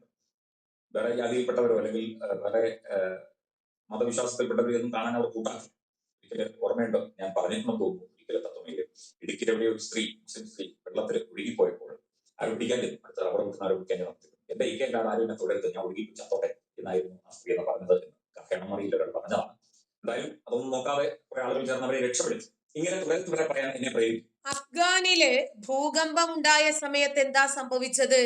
അവരങ്ങ് ചത്തോട്ടെ, മണ്ണിടിഞ്ഞു വീണോ, കെട്ടിടം വീണോ, കോൺക്രീറ്റ് ഇടിഞ്ഞു തലയിൽ വീണോ, ചത്തോട്ടെ, കുഴപ്പമില്ല. പക്ഷെ അവരെ രക്ഷപ്പെടുത്തണമെങ്കിൽ പിതാവ് വേണം, അതല്ലെങ്കിൽ ഭർത്താവ്, മകൻ, സഹോദരൻ, ഇവരെയൊക്കെ പോയി പൊക്കി എടുത്തുകൊണ്ട് വരുമ്പോഴത്തേക്കിന് ഇവർ അന്ത്യശ്വാസം വലിക്കില്ലേ? ഒറ്റ ദിവസം മരിച്ചത് 2400ഓളം സ്ത്രീകൾ. എന്നാൽ സുരക്ഷാ പ്രവർത്തകരിൽ അവരുടെ ആൾക്കാരൊക്കെ ഉണ്ടാവുമോ? ഈ പർദ്ദ, ഈ അകത്ത് മൊത്തം അഫ്ഗാനിലാണ് സംഭവം. കറുത്ത ചാക്കിനകത്ത് മൂടിയാണ് അവർ നടക്കുന്നത്. ഈ അകപ്പെട്ട് കിടക്കുന്ന ആൾക്കാർ ആരാണെന്ന് പോലും അറിയാൻ ഒരു വഴിയുമില്ല. അതായത് തല മുതൽ കഴുത്ത് വരെ കാണണം എന്ന് അത് പ്രേരിപ്പിച്ചുകൊണ്ടേയിരിക്കുന്നു. ഒരു അനുഭവ പാഠം. ഒരുപക്ഷെ വീണ്ടും ജീവനുകൾ രക്ഷിക്കാൻ സഹായിക്കും എന്നുള്ളതിനാലാണ് ഞാൻ വീണ്ടും വീണ്ടും ഇങ്ങനെ പറഞ്ഞുകൊണ്ടേയിരിക്കുന്നത്. കഴുത്ത് ഉൾപ്പെടെ തല കാണും. ഏതാനും കൊല്ലം മുമ്പാണ് സംഭവം. 40 വയസ്സോളം പ്രായമായ ഫാത്തിമ എന്നെ പതിവായി കാണിക്കാറുള്ള അവരുടെ മകളുമായി OP എത്തിയത്. ഇത്തവണ ഫാത്തിമ തന്നെയാണ് രോഗി. മുഖം മൊത്തം മറച്ച് കണ്ണുകൾ മാത്രം കാട്ടി വർഷങ്ങളായി ഞാൻ കാണുന്ന വേഷത്തിൽ അവരും അവരുടെ വീട്ടുകാരുമെല്ലാം എന്തസുഖത്തിനും ഏതസുഖത്തിനും എന്റെ അടുത്ത് ചികിത്സ തേടി വന്നുകൊണ്ടിരിക്കും. ഇത്തവണ ചെവിവേദനയാണ് കാര്യം. തലയിലെ തുണി മാറ്റാതെ ചെവിയുടെ ദ്വാരം മാത്രം പുറത്ത് കാട്ടി ശക്തമായ ചെവിവേദനയാണ് എന്ന് അവർ എന്നോട് പറഞ്ഞു. സ്ഥിരം കാണുന്ന ആളിനെ കൂടുതൽ വിഷമിപ്പിക്കേണ്ട എന്ന് കരുതി തലയിലെ തുണി കൂടുതൽ മാറ്റണമെന്നൊന്നും ഞാൻ ആവശ്യപ്പെട്ടില്ല. അവരുടെ ചെവി പരിശോധിക്കുകയും ചെവി ബാഹ്യകരണത്തിലുള്ള അണുബാധയാണ് കാരണം എന്ന് മനസ്സിലാക്കുകയും അത് കുറയ്ക്കാനുള്ള മരുന്ന് നൽകുകയും ചെയ്തു. 2 തവണ വീണ്ടും അസുഖം കുറവുണ്ട് എന്ന് പറഞ്ഞ് കാണാൻ വന്നു. അപ്പം ചികിത്സ തുടരാൻ ആവശ്യപ്പെട്ടു. പക്ഷേ കുറച്ചു കാലം കഴിഞ്ഞപ്പോൾ അവർ വീണ്ടും ഇത്തവണ കഴുത്തിൽ അസ്വസ്ഥതയാണ്. തട്ടം മാറ്റുവാൻ പറയാൻ ഞാൻ നിർബന്ധിതരായി. തട്ടം മാറ്റിയ സ്ത്രീയെ കണ്ട ഒരു നിമിഷം ഞാൻ സ്ഥാപിക്കുന്നു. കഴുത്തിൽ ഒരു ചെറിയ ഓറഞ്ചിനോളം വലിപ്പമുള്ള ഒരു മുഴ, തൈറോയ്ഡ് ഗ്രന്ഥിയുടെ മുഴയെന്ന് ഏത് ഡോക്ടർക്കും ഒറ്റനോട്ടത്തിൽ മനസ്സിലാകുന്ന അസുഖം. മൾട്ടി നോഡുലാർ ഗോയിറ്റർ എന്ന് പറഞ്ഞ അസുഖമാണ് തൈറോയ്ഡ് ഗ്രന്ഥിയുടെ വീക്കം. തൊട്ടു നോക്കിയപ്പോൾ സാധാരണയിൽ ഏറെ കട്ടിയുള്ള മുഴ എന്റെ മുഖത്തെ പരിക്രമം മറച്ചു പിടിച്ചുകൊണ്ട് ഈ മുഴയ്ക്ക് വർഷങ്ങളുടെ പഴക്കമുണ്ട് എന്ന് മനസ്സിലാക്കിക്കൊണ്ട് 5 നീഡിൽ ആസ്പിറേഷൻ സൈറ്റോളജി അഥവാ മുഴയിൽ നിന്ന് കുത്തിയെടുത്ത് പരിശോധന നടത്തുവാനായിട്ട് അവരോട് ആവശ്യപ്പെട്ടു. 3 ദിവസം കഴിഞ്ഞ് പരിശോധനാ ഫലവുമായി വന്നപ്പോൾ എനിക്ക് അത്ഭുതമൊന്നും തോന്നിയില്ല. ക്യാൻസർ രോഗം പാപ്പില്ലറി കാർസിനോമ എന്ന തൈറോയിഡ് ഗ്രന്ഥിയിലെ ക്യാൻസർ ആയിരുന്നു ഈ സ്ത്രീ. ഒരുപക്ഷെ കുറഞ്ഞത് 2 മാസം മുൻപെങ്കിലും ഞാൻ തന്നെ കണ്ടുപിടിക്കേണ്ടിയിരുന്ന രോഗം ചെവിവേദനയുമായി വന്നപ്പോൾ അതുമായി ഒരു ബന്ധവുമില്ലെങ്കിലും ഞാൻ അവരുടെ കഴുത്തിൽ നോക്കാൻ ശ്രമിച്ചില്ല എന്നത് തെറ്റ് തന്നെയാണ്. ഞാൻ നിസ്സംഗതയോടെ അവരോട് ചോദിച്ചു, എത്ര നാളായി ഈ മുഴ വന്നിട്ട്? മാസങ്ങളായി എന്നായിരുന്നു അവരുടെ മറുപടി. ഒരു ഡോക്ടറെയും ഇതുവരെ കാണിക്കാതിരുന്നത് എന്തുകൊണ്ട്? കഴുത്ത ഉൾപ്പെടെ തല കാണാം. അത് നീണ്ട പോസ്റ്റാണ്, മുഴുവൻ വായിച്ച സമയം കളയുന്നില്ല. എന്തായാലും ഈ സ്ത്രീ കൃത്യസമയത്ത് ചികിത്സ കിട്ടിയതുകൊണ്ട് രക്ഷപ്പെട്ടു. അത്തരം നടപടികളെ ശക്തമായി തന്നെ വിമർശിക്കണം. മാത്രമല്ല ഇത്തരം കാര്യങ്ങൾ ചോദിച്ചതിന്, ഈ കഴുത്ത് കാണണം അല്ലെങ്കിൽ പരിശോധിക്കണമെന്ന് പറഞ്ഞതിന് ഇദ്ദേഹത്തിനെതിരെ പരാതിയും കൊടുക്കും എന്ന കാര്യം അദ്ദേഹം പറയും. നമ്മൾ വസ്ത്രധാരണത്തിനോ മതപരമായ രീതിയിലൊന്നും നമ്മളാരും ഇതിലൊന്നും. വല്ലതും മനസ്സിലായോ? ഒരു സ്ത്രീ ENT സംബന്ധമായിട്ട് ചെവിക്ക് പ്രശ്നമാണെന്ന് പറഞ്ഞു വന്നു. നമ്മുടെ നാട്ടില് ഒരു രീതിയുണ്ട് മുസ്ലിങ്ങൾക്ക്, മുല കുടിക്കാം, തല കാണരുത്. ഇതാണല്ലോ നമ്മുടെ നാടിന്റെ നിയമം. മുല കുടിച്ച് എത്ര സഹോദരനെ വേണമെങ്കിലും ഉണ്ടാക്കാൻ പ്രശ്നമില്ല, പക്ഷേ തല കാണരുത്. പ്രസവിക്കാൻ പോയി കിടക്കും, വയറിന് താഴോട്ട് അരയ്ക്ക് താഴോട്ട് തുണിയില്ല, പക്ഷെ മുഖം മറച്ചിട്ടുണ്ടാകും, പ്രശ്നമൊന്നുമില്ല. യോനി കണ്ടാലും മേനി കണ്ടാലും മൂഞ്ചി കാണരുത്. ഇതാണല്ലോ നമ്മുടെ നാടിന്റെ രീതി. ഇരിക്കട്ടെ. സീന ഒരു മൂലയ്ക്ക് പോരുന്ന് സുബ്ഹാനല്ലാഹ് ചൊല്ലിക്കൊണ്ടിരിക്കുവോ? ചേച്ചേട്ടൻ നിന്നെ ആരാ അങ്ങോട്ട് വിളിച്ചേ? കുറെ നേരമായല്ലോ എന്റെ നാക്ക് താരും, ഞാൻ പുഴുത്ത് ചാവും. കൊച്ചെ, നമ്മുടെ നബി പുഴുത്താ ചത്തത് നീ കണ്ടില്ലേ? അവസാനം നാക്കും താന്നു, ഒന്നും പറയാൻ പോലും പറ്റിയില്ല. അടുത്ത അനന്തരാവകാശിയെ തിരഞ്ഞെടുക്കാൻ പോലും നബിക്ക് പറ്റില്ല. നബി അങ്ങനെ കിടന്ന് ചത്തിട്ടും പുഴുവരിച്ചു. അതൊന്നും നിനക്കറിയില്ല. ശരി, എന്നെ പുഴുവരിക്കുന്നെങ്കിലോ എന്റെ നാക്ക് താരുന്നെങ്കിലോ എനിക്കില്ലാത്ത ഒരു വിഷമവും നിനക്ക് വേണ്ട. നീ പോയി ഒരു മൂലയ്ക്ക് പോയിരുന്ന് സുബ്ഹാനല്ലാഹ് ചൊല്ലിക്കൊണ്ടിരിക്കുവോ ചേച്ചല്ലേ? നീ എന്തിനാ ജാമിദാടെ ലൈവിനകത്തേക്ക് കയറി വന്നത്? നിനക്ക് ഇങ്ങോട്ട് കയറി വരേണ്ട കാര്യം എന്താ? ഇരിക്കട്ടെ. അപ്പോ നമ്മുടെ മുസ്ലിങ്ങളുടെ ഒരു നിയമം അതാണ്. പിന്നെ മാറ് കണ്ടാലും മോറ് കാണരുത്, അതാണല്ലോ. സ്ത്രീ വരുന്നു, ചെവിയുടെ ഹോള് കാണിച്ചു കൊടുത്തു. അപ്പൊ ചെവിക്കകത്ത് എന്തോ പിന്നെ ബാഹ്യമായിട്ടുള്ള എന്തോ ഒരു ഇൻഫെക്ഷൻ കടന്നുകൂടിയിട്ടുണ്ട്, അതുകൊണ്ടാണെന്ന് പറഞ്ഞു. ലിക്വിഡൊക്കെ ഒഴിച്ചു വിട്ടു. അങ്ങനെ ഇവിടെ തുണി മാറ്റാൻ പറഞ്ഞു. തുണി മാറ്റിയപ്പോഴത്തേക്കാണ് കഴുത്ത് കണ്ടത്. കഴുത്തിലൊരു മുഴ കണ്ടപ്പോഴേക്ക് ഡോക്ടർക്ക് മനസ്സിലായി എന്തോ വലിയ രൂപത്തിലുള്ള ഒരു സാധനമാണ്. അങ്ങനെ അതിനകത്തുനിന്ന് കുത്തിയെടുത്ത് പത്തോളജിയിലേക്കൊക്കെ അയച്ചിട്ട് പരിശോധന നടത്തിയപ്പോഴേക്കാണ് അത് പഴകിയ ക്യാൻസർ ആണ് എന്ന് മനസ്സിലാക്കുന്നത്. നോക്കണം. അപ്പൊ ഇവരുടെ കഴുത്ത് കണ്ടുപോയി എന്ന കാരണത്താൽ ഡോക്ടർക്കെതിരെ പരാതിയുമായിട്ട് പോകുവാണ് ഈ ക്യാൻസർ പേഷ്യന്റ്. ഇവരൊക്കെ എന്തോ കൊണ്ടാ ചിന്തിക്കുന്നത്? ഈ ലിംഗ ചിന്തക്കാരും ഈ യോനി ചിന്തക്കാരും കാരണം സമൂഹം മലീമസമായിരിക്കുന്നു. സമൂഹം മലിനമായിരിക്കുന്നു ഈ വിഭാഗത്തെ കൊണ്ട്. ഇവരുടെ ക്യാൻസർ കണ്ടുപിടിച്ചു ഡോക്ടർ. അവസാനം ഈ ഡോക്ടർക്കെതിരെ പരാതി. നാളെ വേണമെങ്കിൽ ആ ഡോക്ടർ കൊല്ലപ്പെടുകയും ചെയ്യാം. നമ്മൾ മതപരമായ ചടങ്ങുകൾക്കോ ആചാരങ്ങൾക്കോ ഏത് മതത്തിൻ്റെതായാലും ഇതിലല്ല. പക്ഷേ ഇതിന് സാമൂഹ്യമായി അല്ലെങ്കിൽ ആരോഗ്യപരമായി തല മുഴുവൻ മൂടിയിട്ട് ഞാൻ നെറ്റിയിൽ വേദനയാണ് അല്ലെങ്കിൽ കവിളിൽ വേദനയാണ്, ഇതുപോലെ തൊണ്ടയിൽ, ചെവി, ഞാൻ ഈ അവയവങ്ങളൊന്നും ഞാൻ പരിശോധിക്കാൻ പുരുഷ ഡോക്ടറെ കാണിക്കില്ല അല്ലെങ്കിൽ അന്യമതസ്ഥരെ കാണിക്കില്ല എന്നൊക്കെ നിർബന്ധം പിടിക്കുന്ന ആ ഗുരുതരം വാശി, അത് അവരുടെ തന്നെ നാശത്തിലേക്കും ബുദ്ധിമുട്ടിലേക്കും രോഗാവസ്ഥയിലേക്കും എത്തും. നേരത്തെ കണ്ടുപിടിച്ചിരുന്നെങ്കിൽ അത് ചികിത്സിച്ച് ഭേദമായി. അത് ശരിയാണ് കേട്ടോ. നേരത്തെ കണ്ടുപിടിച്ചിരുന്നെങ്കിൽ അവർക്ക് നല്ല ആശ്വാസവും ചികിത്സയും കിട്ടുമായിരുന്നു. പക്ഷെ ഈ ഡോക്ടർ തന്നെ വേണ്ടി വന്നു. അതും മറച്ചു വെച്ചിരുന്ന ക്യാൻസർ അവര് പുറത്തു കൊണ്ടുവന്നു. എന്തു എന്ന് നമ്മുടെ നാട്ടിൽ കണ്ടുകൊണ്ടിരിക്കുന്നത്. സ്കൂളിൽ ഹിജാബ് നിർബന്ധമാണ്. ഷീല ആന്റണി, അതെ, സ്കൂളിൽ ഹിജാബ് നിർബന്ധമാണ്. പക്ഷെ ഉംറയ്ക്ക് പോകുമ്പോൾ ജെട്ടി ഇടരുത്, അത് നിർബന്ധമാണ്. കൃഷ്ണ, ഈ കഴുത്ത് നാളെ ഉണ്ടാകുമെന്ന് ഉറപ്പൊന്നുമില്ല കേട്ടോ. ഇത്രയും വിളിച്ചു പറഞ്ഞിട്ടും എന്റെ കഴുത്ത് ഇവിടെ ഉണ്ടല്ലോ എന്ന്.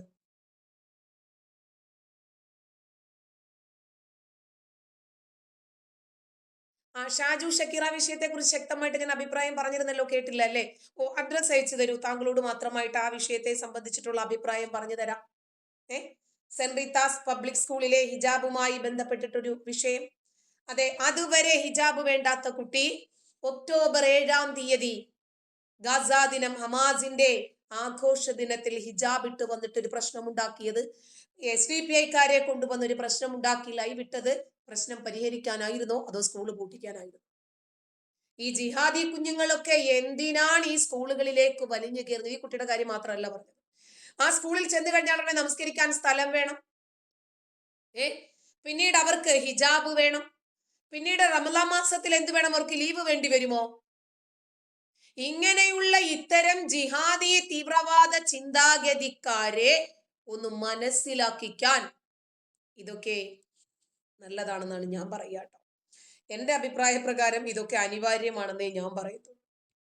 കുറച്ച് താത്താമാരുണ്ട്, അവരുടെ അനുഭവ പ്രകാരം കാര്യങ്ങളൊക്കെ കൃത്യമായിട്ട് തുറന്നു പറയും. പിന്നെ ഈ പ്രശ്നം ഇത്രയും കലുഷിതമാക്കിയതിന് പിന്നിൽ പ്രവർത്തിച്ച പോപ്പുലർ ഫ്രണ്ടുകാർ, SDPI, ആ SDPI നേതൃത്വം തന്നെ പറഞ്ഞു ഹിജാബ് വേണ്ട, കുട്ടി യൂണിഫോം ഇട്ട് സ്കൂളിൽ വന്നോളൂ. അപ്പോൾ ഈ പിതാവിന്റെയും കുട്ടിയുടെയും ഇന്റൻഷൻ മതമായിരുന്നില്ല, മതവേഷമായിരുന്നില്ല. അങ്ങനെയാണെങ്കിൽ ഹൈബി ഈഡൻ വന്ന് പറഞ്ഞപ്പോൾ മതം വലിച്ചെറിഞ്ഞിട്ട് ഹിജാബ് വേണ്ട, യൂണിഫോം ഇട്ട് വന്നോളാമെന്ന് പറഞ്ഞപ്പോഴും സ്കൂൾ അധികൃതർ എന്താ പറഞ്ഞത്? രേഖാമൂലം എഴുതി തരണം. അല്ലെങ്കിൽ നാളെ ഇതേ പ്രശ്നമായിട്ട് ഇനിയും വരുവേ, ഇതേ പ്രശ്നമായിട്ട് ഇനിയും വരും. അതുകൊണ്ട് രേഖാമൂലം കാക്കായും താത്തായും അങ്ങോട്ട് എഴുതി തന്നോ, എന്നിട്ട് ഈ സ്കൂളിൽ പഠിക്കാം. അത്രയുള്ള കാര്യം. അയാളുടെ ഭാഗത്തുനിന്ന് യാതൊരു ഉണ്ടാവില്ല. പാർട്ടി പേര് ഉപയോഗപ്പെടുത്തിക്കൊണ്ട് അത്തരം സംഗതികളൊന്നും പാടില്ല എന്ന നിലയിൽ കൃത്യമായി ഇത് കൊടുത്തിട്ടുണ്ട്. നമ്മൾ ഇനി അയാൾ അങ്ങനെ പാർട്ടി സംവിധാനം ഉപയോഗപ്പെടുത്തിയാൽ നമ്മൾ തന്നെ കാണിക്കാം. അങ്ങനെ നമ്മൾ നിർദ്ദേശം കൊടുത്തു. ഞാൻ വിളിച്ച് ജില്ലാ പ്രസിഡന്റിനോട് പറഞ്ഞു, ജില്ലാ പ്രസിഡന്റ് വിളിച്ചുകൊണ്ട് തന്നെ വിളിച്ചിരുന്നു. അവകാശം പോയിട്ടുണ്ട്. എന്തായാലും നമുക്ക് എന്താ പറയുക, നമുക്ക് വേറെ നമുക്കിപ്പോ ഈ സഭകളും ഒക്കെ ആയിട്ട് ഏതെങ്കിലും ഒരു നിലയിൽ മാനസികമായി അകൽച്ച വരുന്ന ഒരു സംഗതിയോടും നമുക്ക് യോജിപ്പില്ല. SDPI-യുടെ അതിനിർണായകമായ ഒരു തീരുമാനത്തിന്റെ എക്സ്ക്ലൂസീവ് വാർത്തയിലേക്കാണ് കർമാനോസ് പോകുന്നത്. മൂവാറ്റുപുഴ അഷ്റഫ് മൗലവിയുടെ ഇടപെടലിൽ ഹിജാബ് വിവാദം ഉപേക്ഷിച്ച് SDPI Palluruthy saint Rita's public സ്കൂളിൽ ഇനി മുതൽ ഹിജാബ് വേണ്ട എന്ന തീരുമാനത്തിലേക്ക്. ക്രിസ്ത്യൻ സമുദായത്തിന് ദോഷം വരുന്ന ഒന്നും പാടില്ല. വിഷയമുണ്ടാക്കുന്ന SDPI-ക്കാരെ തള്ളിപ്പറഞ്ഞ് മൂവാറ്റുപുഴ അഷ്റഫ് മൗലവി. ലീഗിന് തങ്ങൾ എങ്ങനെയാണോ അതുപോലെ തന്നെ ഒരു ആത്മീയ ആചാര്യൻ എന്ന സ്ഥാനമാണ് അഷ്റഫ് മൗലവിക്ക് SDPI-യിൽ ഉള്ളത്. എറണാകുളം തോപ്പുംപടി സെന്റ് റീത്താസ് സ്കൂളിലെ ഹിജാബ് വിവാദത്തിൽ ഒത്തുതീർപ്പ് ആയിരിക്കുകയാണ്. ഈ വിവാദത്തിൽ ഒത്തുതീർപ്പുണ്ടാക്കാൻ ഹൈബിയുടെ എം പി ഇടപെട്ടു എന്ന ഒരു വാർത്ത നേരത്തെ പുറത്തു വന്നിരുന്നു. എന്നാൽ കാര്യങ്ങൾക്ക് ഒരു തീരുമാനമുണ്ടായത്, വളരെ കൃത്യമായ ഒരു തീരുമാനമുണ്ടായത് എം പിയുടെ ഇടപെടലിൽ നിന്നല്ല, മറിച്ച് അഷ്റഫ് മൗലവിയുടെ ഇടപെടലിൽ നിന്നാണ് എന്ന് ഇപ്പോൾ വ്യക്തമാകുന്നു. അഷ്റഫ് മൗലവിയുമായി ഞങ്ങളുടെ പ്രതിനിധി മാർട്ടിൻ നടത്തിയ ഫോൺ സംഭാഷണത്തിലേക്ക്. അല്ല, അങ്ങനെ വരുമ്പോൾ അഷ്റഫ് മൗലവിയുടെ കാൽ കീഴിൽ കൊണ്ടുപോയി മതം പണയം വെച്ച് പരലോകത്തെ വിറ്റ് ഇഹലോകം വാങ്ങിയാൽ ഈ വാപ്പയും മകളും നാളെ നരകത്തിൽ പോകത്തില്ലേ? എന്താകും ഈ വാപ്പയുടെയും മകളുടെയും അവസ്ഥ? ഏത് സന്ദർഭത്തിലും മതം മുറുകെ പിടിക്കണ്ടേ? ഹിജാബാണ് തങ്ങളുടെ ലക്ഷ്യമെങ്കിൽ June, July, August, September, October 6 അത്രയും മാസവും ദിവസവും വരെ ആ സ്കൂളിൽ ഹിജാബ് ഇടാതെ പോയ ഒരു കുട്ടി ഒക്ടോബർ 7 തന്നെ ഹിജാബ് ഇട്ടു പോകുന്നു. ഈ ഹിജാബ് ഇട്ടതിനെ ചോദ്യം ചെയ്തപ്പോൾ പോപ്പുലർ ഫ്രണ്ടുകാർ, SDPIക്കാർ സ്കൂൾ വളയുന്നു. എന്താ ഇതിൽ നിന്ന് നമുക്ക് മനസ്സിലാകേണ്ടത്? ഇതൊരു പ്ലാൻഡ് ആയിരുന്നു എന്ന് തന്നെയല്ലേ? തലച്ചോറുള്ളവർക്ക് കാര്യം മനസ്സിലാകും ഇതൊരു പ്ലാനിങ് ആയിരുന്നെന്ന്. അവനോടനുബന്ധിച്ച് അവിടെ ഒരു വിഷയം ക്രിയേറ്റ് ചെയ്യാൻ വേണ്ടിയിട്ടാണ് നീക്കം നടക്കുന്നത്. അത് ഇവന്റെ നേതൃത്വത്തിലാണ് ഈ ഒരു ക്രിയേഷൻ വന്നിരിക്കുന്നത്. അപ്പൊ അത് ഇനി അത്തരത്തില് അയാളുടെ ഭാഗത്തുനിന്ന് യാതൊരു ഇതും ഉണ്ടാവില്ല. പാർട്ടി പേര് ഉപയോഗപ്പെടുത്തിക്കൊണ്ട് അത്തരം സംഗതികളൊന്നും പാടില്ല എന്ന നിലയിൽ കൃത്യമായി ഇത് കൊടുത്തിട്ടുണ്ട് നമ്മള്. അതല്ല, ഈ മുഖം മറച്ചിവര് വിദ്യ അഭ്യസിച്ച ആരാകാനാ? വില്ലേജ് ഓഫീസറോ, തഹസിൽദാറോ, ഡോക്ടറോ, പഞ്ചായത്ത് പ്രസിഡന്റോ? ഇങ്ങനെ മുഖം മറച്ചിട്ട് ഈ ശ്രേണികളിൽ ഇവരൊക്കെ വന്നിരുന്നാലുള്ള അവസ്ഥയെ കുറിച്ച് ഒന്ന് ചിന്തിച്ചു നോക്കി. ഓപ്പറേഷൻ തിയേറ്ററിനകത്ത് വരെ ഞങ്ങൾക്ക് ഹിജാബ് ഇടണമെന്ന് പറഞ്ഞ ടീമാ. വരുന്നവന്റെ ലിംഗപരിശോധന നടത്തും ആദ്യം. ഇവൻ മുറിയനാണോ? എന്നാൽ ഞാൻ ചികിത്സിക്കാം. അയ്യോ, അങ്ങനെ പാർട്ടി സംവിധാനം ഉപയോഗപ്പെടുത്തിയാൽ നമ്മൾ തന്നെ അങ്ങനെ നമ്മൾ നിർദ്ദേശം കൊടുത്തു. ഞാൻ വിളിച്ച് ജില്ലാ പ്രസിഡന്റിനോട് പറഞ്ഞു, ജില്ലാ പ്രസിഡന്റ് വിളിച്ചുകൊണ്ട് തന്നെ വിളിച്ചിരുന്നു. അവകാശം പോയിട്ടുണ്ട്. അങ്ങനെ നമുക്ക് എന്താ പറയുക, നമുക്ക് വേറെ നമുക്കിപ്പോ ഈ സഭകളും ഒക്കെ ആയിട്ട് ഏതെങ്കിലും ഒരു നിലയിൽ മാനസികമായി അകൽച്ച വരുന്ന ഒരു സംഗതിയോടെയും നമുക്ക് യോജിപ്പില്ല. നമ്മൾ പൊതുവെ അത്തരം കാര്യങ്ങളില് വളരെ അവധാനതയോടെ കാണണമെന്ന അഭിപ്രായമാണ് നമുക്കുള്ളത്. അല്ല, എനിക്ക് നിങ്ങൾ അത് പേഴ്സണലി അറിയാവുന്നതുകൊണ്ടാണ് ഞാൻ നിങ്ങളെ തന്നെ നേരിട്ട് വിളിച്ചത്. വളരെ അപകടകരമായ ഒരു പ്രവണതയാണത്. കാരണം ഇതൊക്കെ മുതലെടുക്കാൻ ആളുകളുണ്ടാവും. മനസ്സിലായി. ഇതിപ്പോ ഒരു വ്യക്തിപരമായ ഒരാളുടെ ഒരു കാര്യമാണ്, അതിന് അതിൻ്റെതായ രീതികളുണ്ട്. പക്ഷെ ഇതിനപ്പുറത്തേക്ക് ഇത് അല്ല, ഒരു സ്കൂളിൽ ഒരു കുട്ടിക്ക് ഹിജാബ് ധരിക്കണമെന്ന് പറഞ്ഞാൽ അതിനെന്തിനാണ് പുറത്തുനിന്ന് SDPI ഭാരവാഹികൾ, SDPIയുടെ വൈസ് പ്രസിഡന്റ് അടക്കം എന്തിനാണ് അതിനകത്തേക്ക് നുഴഞ്ഞു കയറുന്നത്? SDPIക്കാരെന്തിനാണ് സ്കൂൾ ഓഫീസിലേക്ക് ഇടിച്ചു കയറുന്നത്? അവരെന്തിനാണ് ലൈവ് ഇടുന്നതും അവരെ അപമാനിക്കുന്നതും? ആ കന്യാസ്ത്രീയുടെ വേഷത്തെ വരെ ഭീഷണിപ്പെടുത്തുകയും അതിനെ അപമാനിക്കുകയും ചോദ്യം ചെയ്യുകയും ചെയ്യുന്ന രൂപത്തിലേക്ക് SDPIക്കാരെ സ്കൂൾ വളയേണ്ട കാര്യം എന്താ?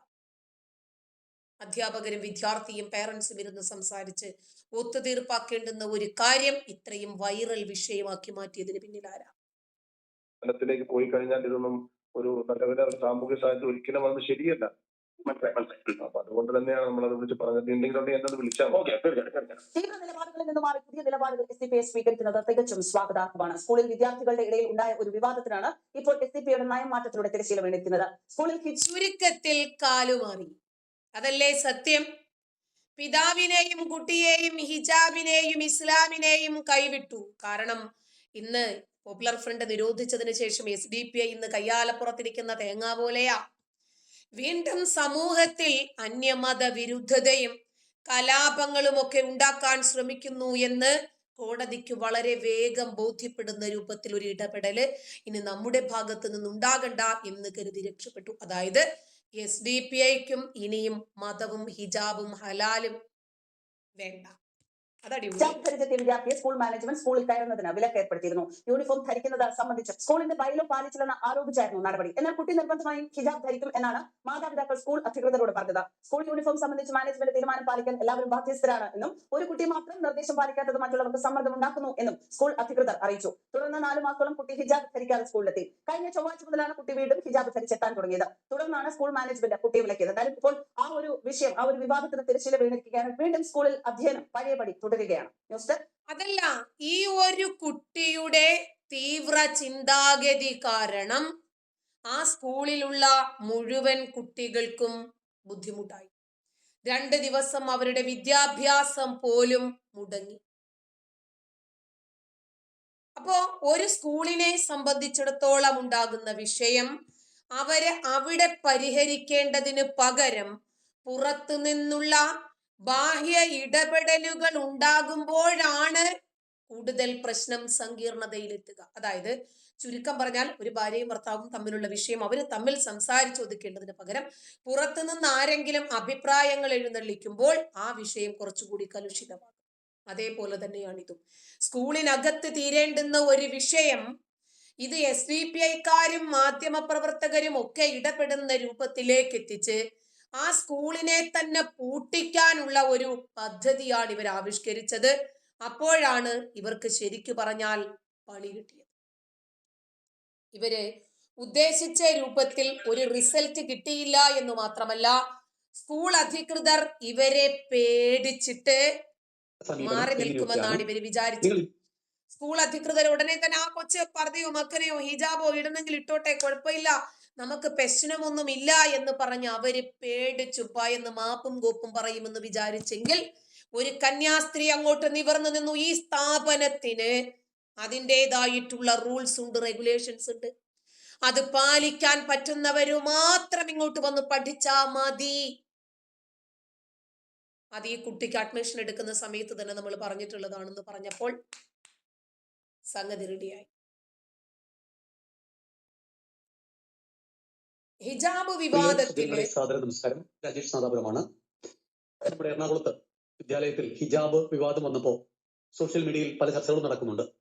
അതിൽ വന്ന ഒരു ചർച്ചാ വിഷയമാണ് 4 കാര്യങ്ങൾ: ഹിജാബ്, യോനി പൂജ, ലിംഗപൂജ, നാരീപൂജ.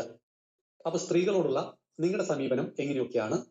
നിങ്ങൾ ഹിന്ദുക്കൾ ലിംഗത്തെ പൂജിക്കുന്നവരാണ്, യോനി പൂജ നടത്തുന്നവരാണ്, സ്ത്രീകളെ പൂജിക്കുന്നവരാണ്. ഞങ്ങൾ സ്ത്രീയെ വസ്ത്രത്തിന്റെ ഉള്ളിൽ ഒതുക്കിയിട്ട് അവരുടെ അന്തസ്സും അഭിമാനവും സംരക്ഷിക്കുന്നു. ഹിന്ദു പെൺകുട്ടികൾ കീറിപ്പൊളിഞ്ഞ വസ്ത്രമിട്ട് ശരീരഭാഗങ്ങൾ കാണിക്കുവാൻ, നാട്ടുകാരെ കാണിപ്പിക്കുവാൻ വെമ്പൽ കൊള്ളുമ്പോൾ ഞങ്ങളുടെ മുസ്ലിം പെൺകുട്ടികൾ കറുത്ത വസ്ത്രം ധരിച്ച് പൂർണ്ണമായിട്ടും ശരീരം മറച്ചു പിടിക്കുന്നു. അതുകൊണ്ട് അവരെ ആരും ഉപദ്രവിക്കുന്നില്ല. നിങ്ങളുടെ കുട്ടികളെയാണ് ആളുകൾ ഉപദ്രവിക്കുന്നത്, നിങ്ങളുടെ കുട്ടികളാണ് എല്ലാ ട്രാപ്പിലും ചെന്ന് വീഴുന്നത് എന്നൊക്കെയുള്ള പല വാദമുഖങ്ങളുമാണ് ഇപ്പൊ സോഷ്യൽ മീഡിയയിൽ എന്റെ പ്രിയപ്പെട്ട കുറച്ച് മുജാഹിദ് സുഹൃത്തുക്കൾ ചർച്ചയായി മുന്നോട്ട് വെച്ചത്. അപ്പൊ നമുക്ക് ഈ 4 കാര്യങ്ങൾ ആദ്യം ചിന്തിക്കാം. ഒന്നാമത്തേത് ഹിജാബാണ്. അതായത് സ്ത്രീയുടെ വസ്ത്രം മതം നിശ്ചയിക്കുന്നതാണ് ഹിജാബ്. നമുക്കറിയാം, ഹിജാബ്, പർദ്ദ ഇതൊക്കെ നമ്മുടെ സമൂഹത്തിൽ മുമ്പ് പരിചയമുണ്ടായിരുന്നതല്ല. ഞങ്ങളെല്ലാം ഹൈസ്കൂൾ പഠിക്കുന്ന സമയത്ത് എന്റെ കൂട്ടുകാരികളായ ഫൗസിയ, സാജിദ ഇവരെല്ലാം ഒന്നിച്ചാണ് ഞങ്ങൾ നാട്ടിൽ നിന്ന് നടന്നു പോകുന്നത്. ഞങ്ങൾ കുറേ പേരുണ്ടാവും, ഹിന്ദു കുട്ടികളും മുസ്ലിം കുട്ടികളും മലയാളക്കുട്ടികളും പെൺകുട്ടികളും എല്ലാം ഒരുപാട് കഥകൾ പറഞ്ഞ് ഒരു 4-5 കിലോമീറ്റർ നടന്നു പോകണം. അവരന്ന് യൂണിഫോം ധരിച്ചിരുന്നു, പാവാടയും ബ്ലൗസും, ഞങ്ങൾ പാന്റും, നീല പാന്റും വെള്ള ഷർട്ടും ആയിരുന്നു. അങ്ങനെ ധരിച്ച് പോകുമ്പോൾ അവർ തട്ട് ഇടുമെന്ന് ചോദിച്ചാൽ ഇടും, ഇടില്ലെന്ന് ചോദിച്ചാൽ ഇടില്ല. അങ്ങനെ പേരിനൊരു തട്ടിടും. ഉസ്താദ് വരുന്ന കണ്ടാൽ ആ തട്ടൊന്ന് കയറ്റി പിടിക്കും, ഒന്ന് മൊത്തത്തിൽ മുടിയൊക്കെ ഒന്ന് മാറും. വർഷങ്ങൾ കഴിഞ്ഞു, 30 വർഷങ്ങൾ കഴിഞ്ഞപ്പോ ഇന്ന് അവിടെ എല്ലാം വേഷം കറുത്ത ചാക്കിന്റെ ഉള്ളിൽ പൂർണ്ണമായിട്ടുമായി. അന്ന് ഇവിടെ മതം ഉണ്ടായിരുന്നു, മുസ്ലിങ്ങൾ പള്ളിയിൽ പോയിരുന്നു, ഒരു കുഴപ്പമുണ്ടായിരുന്നില്ല. അന്നൊരു ഹോട്ടലിൽ കയറുമ്പോൾ ഈ ഹോട്ടൽ ഉടമസ്ഥന്റെ പേര് നമ്മൾ അന്വേഷിച്ചിരുന്നില്ല. പക്ഷെ ഇന്ന് ഹലാൽ ബോർഡുകൾ വെച്ചുകൊണ്ട് ഇസ്ലാം മത വിശ്വാസപ്രകാരം പാചകം ചെയ്ത ഭക്ഷണമേ ഇവിടെയുള്ളൂ, നിനക്ക് സൗകര്യം ഉണ്ടാക്കി കഴിച്ചാൽ മതി എന്ന പ്രഖ്യാപനം ഇന്ത്യയിലൂടെ നടത്തുന്നതും നമ്മൾ കാണുന്നു. അപ്പൊ കഴിഞ്ഞൊരു 20 വർഷത്തിനിടയിൽ, 2 പതിറ്റാണ്ടിനിടയിൽ കേരളത്തിൽ വന്ന വിപ്ലവകരമായ ഒരു മാറ്റം എന്ന് മുസ്ലിങ്ങൾ വിശേഷിപ്പിക്കുന്നതാണ് പർദ്ദയുടെ ആധിക്യം. ഒരു മുസ്ലിം സ്ത്രീ പുറത്തേക്ക് ഇറങ്ങുമ്പോൾ അവരുടെ ശരീരം മൊത്തം കറുത്ത പർദ്ദ കൊണ്ട് മൂടുന്നു. 2, തല മുടി പൂർണ്ണമായിട്ടും മൂടുന്നു. മുഖം മറച്ച് കണ്ണ് മാത്രം പുറത്ത് കാണുന്നു. കൈക്ക് ഉറയിടുന്നു, കാലിന് സോക്സ് ഇടുന്നു. ശരീരത്തിലെ ഒരു ഭാഗങ്ങൾ, കണ്ണ് മാത്രം നിങ്ങൾ കാണാം. കാസർഗോഡ് ഭാഗത്തൊക്കെ നമ്മൾ ചെന്നാൽ കണ്ണിന് ഇപ്പൊ നെറ്റിട്ടിരിക്കുകയാണ്. ഇങ്ങനെ വസ്ത്രം ധരിക്കുമ്പോൾ ആ സ്ത്രീ സുരക്ഷിതയാണ്, സ്ത്രീ സംരക്ഷിക്കപ്പെടേണ്ടവളാണ് എന്ന് പറയുന്നതിൽ അർത്ഥമുണ്ടോ എന്ന് ചിന്തിക്കുക. എന്റെ വീട്ടിലെ പട്ടി നാട്ടുകാരെ ഓടിച്ചിട്ട് കടിക്കുന്നുവെങ്കിൽ ഞാൻ നാട്ടുകാരെ മുഴുവൻ കെട്ടിയിടുകയല്ല വേണ്ടത്, ആ പട്ടിയാണ് കെട്ടിയിടേണ്ടത്. ഇവിടെ മുസ്ലിം സ്ത്രീയെ കാണുമ്പോൾ അല്ലെങ്കിൽ ഒരു സ്ത്രീയെ കാണുമ്പോൾ പുരുഷന് കാമാവേശം തോന്നി അവളെ കയറി പിടിക്കുന്നുവെങ്കിൽ ആ സ്ത്രീയുടെ വഴിയാത്രയല്ല ഉപേക്ഷിക്കേണ്ടത്, ആ പുരുഷനെ ജയിലിലടക്കുകയാണ് വേണ്ടത്. ഇവിടെയാണ് സ്ത്രീകൾ നഗ്നത പ്രദർശിപ്പിക്കുന്നതുകൊണ്ടാണ് ലോകത്ത് പ്രശ്നങ്ങൾ ഉണ്ടാകുന്നത് എന്ന വാദം ഒരു പരിധിവരെ ശരിയാണ്. മാന്യമായ വസ്ത്രം ധരിക്കണം. നമ്മുടെ ഹിന്ദു പെൺകുട്ടികളും ക്രിസ്ത്യൻ പെൺകുട്ടികളും നല്ലൊരു ഭാഗം മാന്യമല്ലാത്ത വസ്ത്രം ധരിക്കാറുണ്ട്. എന്റെ ശരീരത്തിലെ ഓരോ ഭാഗങ്ങളും ഇത്ര വലിപ്പമുണ്ട് എന്ന് സമാജത്തെ മൊത്തം കാണിക്കുവാനുള്ള വസ്ത്രങ്ങൾ നമുക്ക് ചില നഗരങ്ങളിലൊക്കെ പോകുന്ന സമയത്ത് ഞങ്ങളുടെ ഗ്രാമങ്ങളിൽ പോലും വൾഗറായ വേഷം ധരിച്ചുകൊണ്ട്, എന്നാൽ കൃത്യമായിട്ട് കുളിക്കാതെ, മുടിയിലൊന്നും എണ്ണയൊന്നും തേക്കാതെ, അങ്ങനെയൊന്നും കുട്ടികളുടെ സ്വാതന്ത്ര്യമാണ് അതൊക്കെ. പക്ഷെ കുളിയെന്നൊക്കെ പറഞ്ഞാൽ അത് മറ്റുള്ളവരെ കൂടി ബാധിക്കും. തിരക്ക് പിടിച്ച ഒരു ബസ്സിലൊക്കെ ഇവർ യാത്ര ചെയ്യുന്ന സമയത്ത് അത് ആണാണെങ്കിലും പെണ്ണാണെങ്കിലും കൃത്യമായി കുളിക്കാത്തവരാണെങ്കിൽ നിങ്ങൾ ഏത് വസ്ത്രം ധരിച്ചുകൊണ്ടും കാര്യമില്ല, നിങ്ങളുടെ അടുത്ത ആളുകൾ നിൽക്കില്ല എന്ന കാര്യം നമ്മൾ മനസ്സിലാക്കണം. അപ്പോ ഈ വൾഗറായ വേഷങ്ങൾ ധരിക്കുന്നത് തെറ്റാണ് എന്ന് പറയുന്ന വാദത്തോട് നമ്മൾ ന്യായീകരിക്കുന്നു. പക്ഷേ സ്ത്രീയെ സംരക്ഷിക്കുവാൻ സ്ത്രീയെ കറുത്ത ചാക്കിൽ കയറ്റണം എന്ന വാദം അങ്ങേയറ്റം തെറ്റാണ്. ഇപ്പൊ ഞാൻ ചോദിക്കട്ടെ, മുസ്ലിം സ്ത്രീകളെ കറുത്ത ചാക്കിനകത്ത് മൂടുന്നത് പുരുഷന്മാരിൽ നിന്നും സംരക്ഷിക്കാനാണ്. ശരി, സ്ത്രീ പീഡകന്മാരുണ്ട്, ബലാത്സംഗകന്മാരുണ്ട്, കുട്ടികളെന്നും അമ്മയെന്നും സഹോദരിയെന്നും ഒന്നും നോക്കാത്ത ആളുകളുണ്ട്. ആരിൽ നിന്നാണ് മുസ്ലിം സ്ത്രീക്ക് സംരക്ഷണം വേണ്ടത്? മദ്രസകളിൽ പീഡിപ്പിക്കപ്പെടുന്ന കുഞ്ഞുങ്ങൾക്ക് ആരിൽ നിന്നാണ് സംരക്ഷണം വേണ്ടത്? മുമ്പ് ഒരു വലിയ എക്സിബിഷൻ നടന്നിരുന്നു, ന്യൂയോർക്ക് ടൈംസ് ആണെന്ന് തോന്നുന്നു റിപ്പോർട്ട് ചെയ്തത് എൻ്റെ ഓർമ്മയിൽ. അപ്പൊ അവിടെ ഈ പീഡനത്തിന് ഇരയാക്കപ്പെട്ട, കൊല ചെയ്യപ്പെട്ട, കാണാതായ ഒരുപാട് ആളുകളെ സംബന്ധിക്കുന്ന വിവരണങ്ങളായിരുന്നു ഉണ്ടായിരുന്നത്. അപ്പോൾ ആ പീഡനം നടന്നതൊന്നും വസ്ത്രത്തിന്റെ ബേസിലായിരുന്നില്ല എന്നായിരുന്നു ആ എക്സിബിഷൻ ലോകത്തോട് വിളിച്ചു പറഞ്ഞത്. അപ്പോ അർദ്ധനഗ്നയായി നടന്നത് കൊണ്ടല്ല കയറി പിടിച്ചത്. മദ്രസയിൽ പോകുന്ന കുഞ്ഞുങ്ങളെ കയറി പിടിക്കുന്നത് അതിന്റെ ശരീരത്തിന്റെ ഏത് ഭാഗം കണ്ടതുകൊണ്ടാണ്.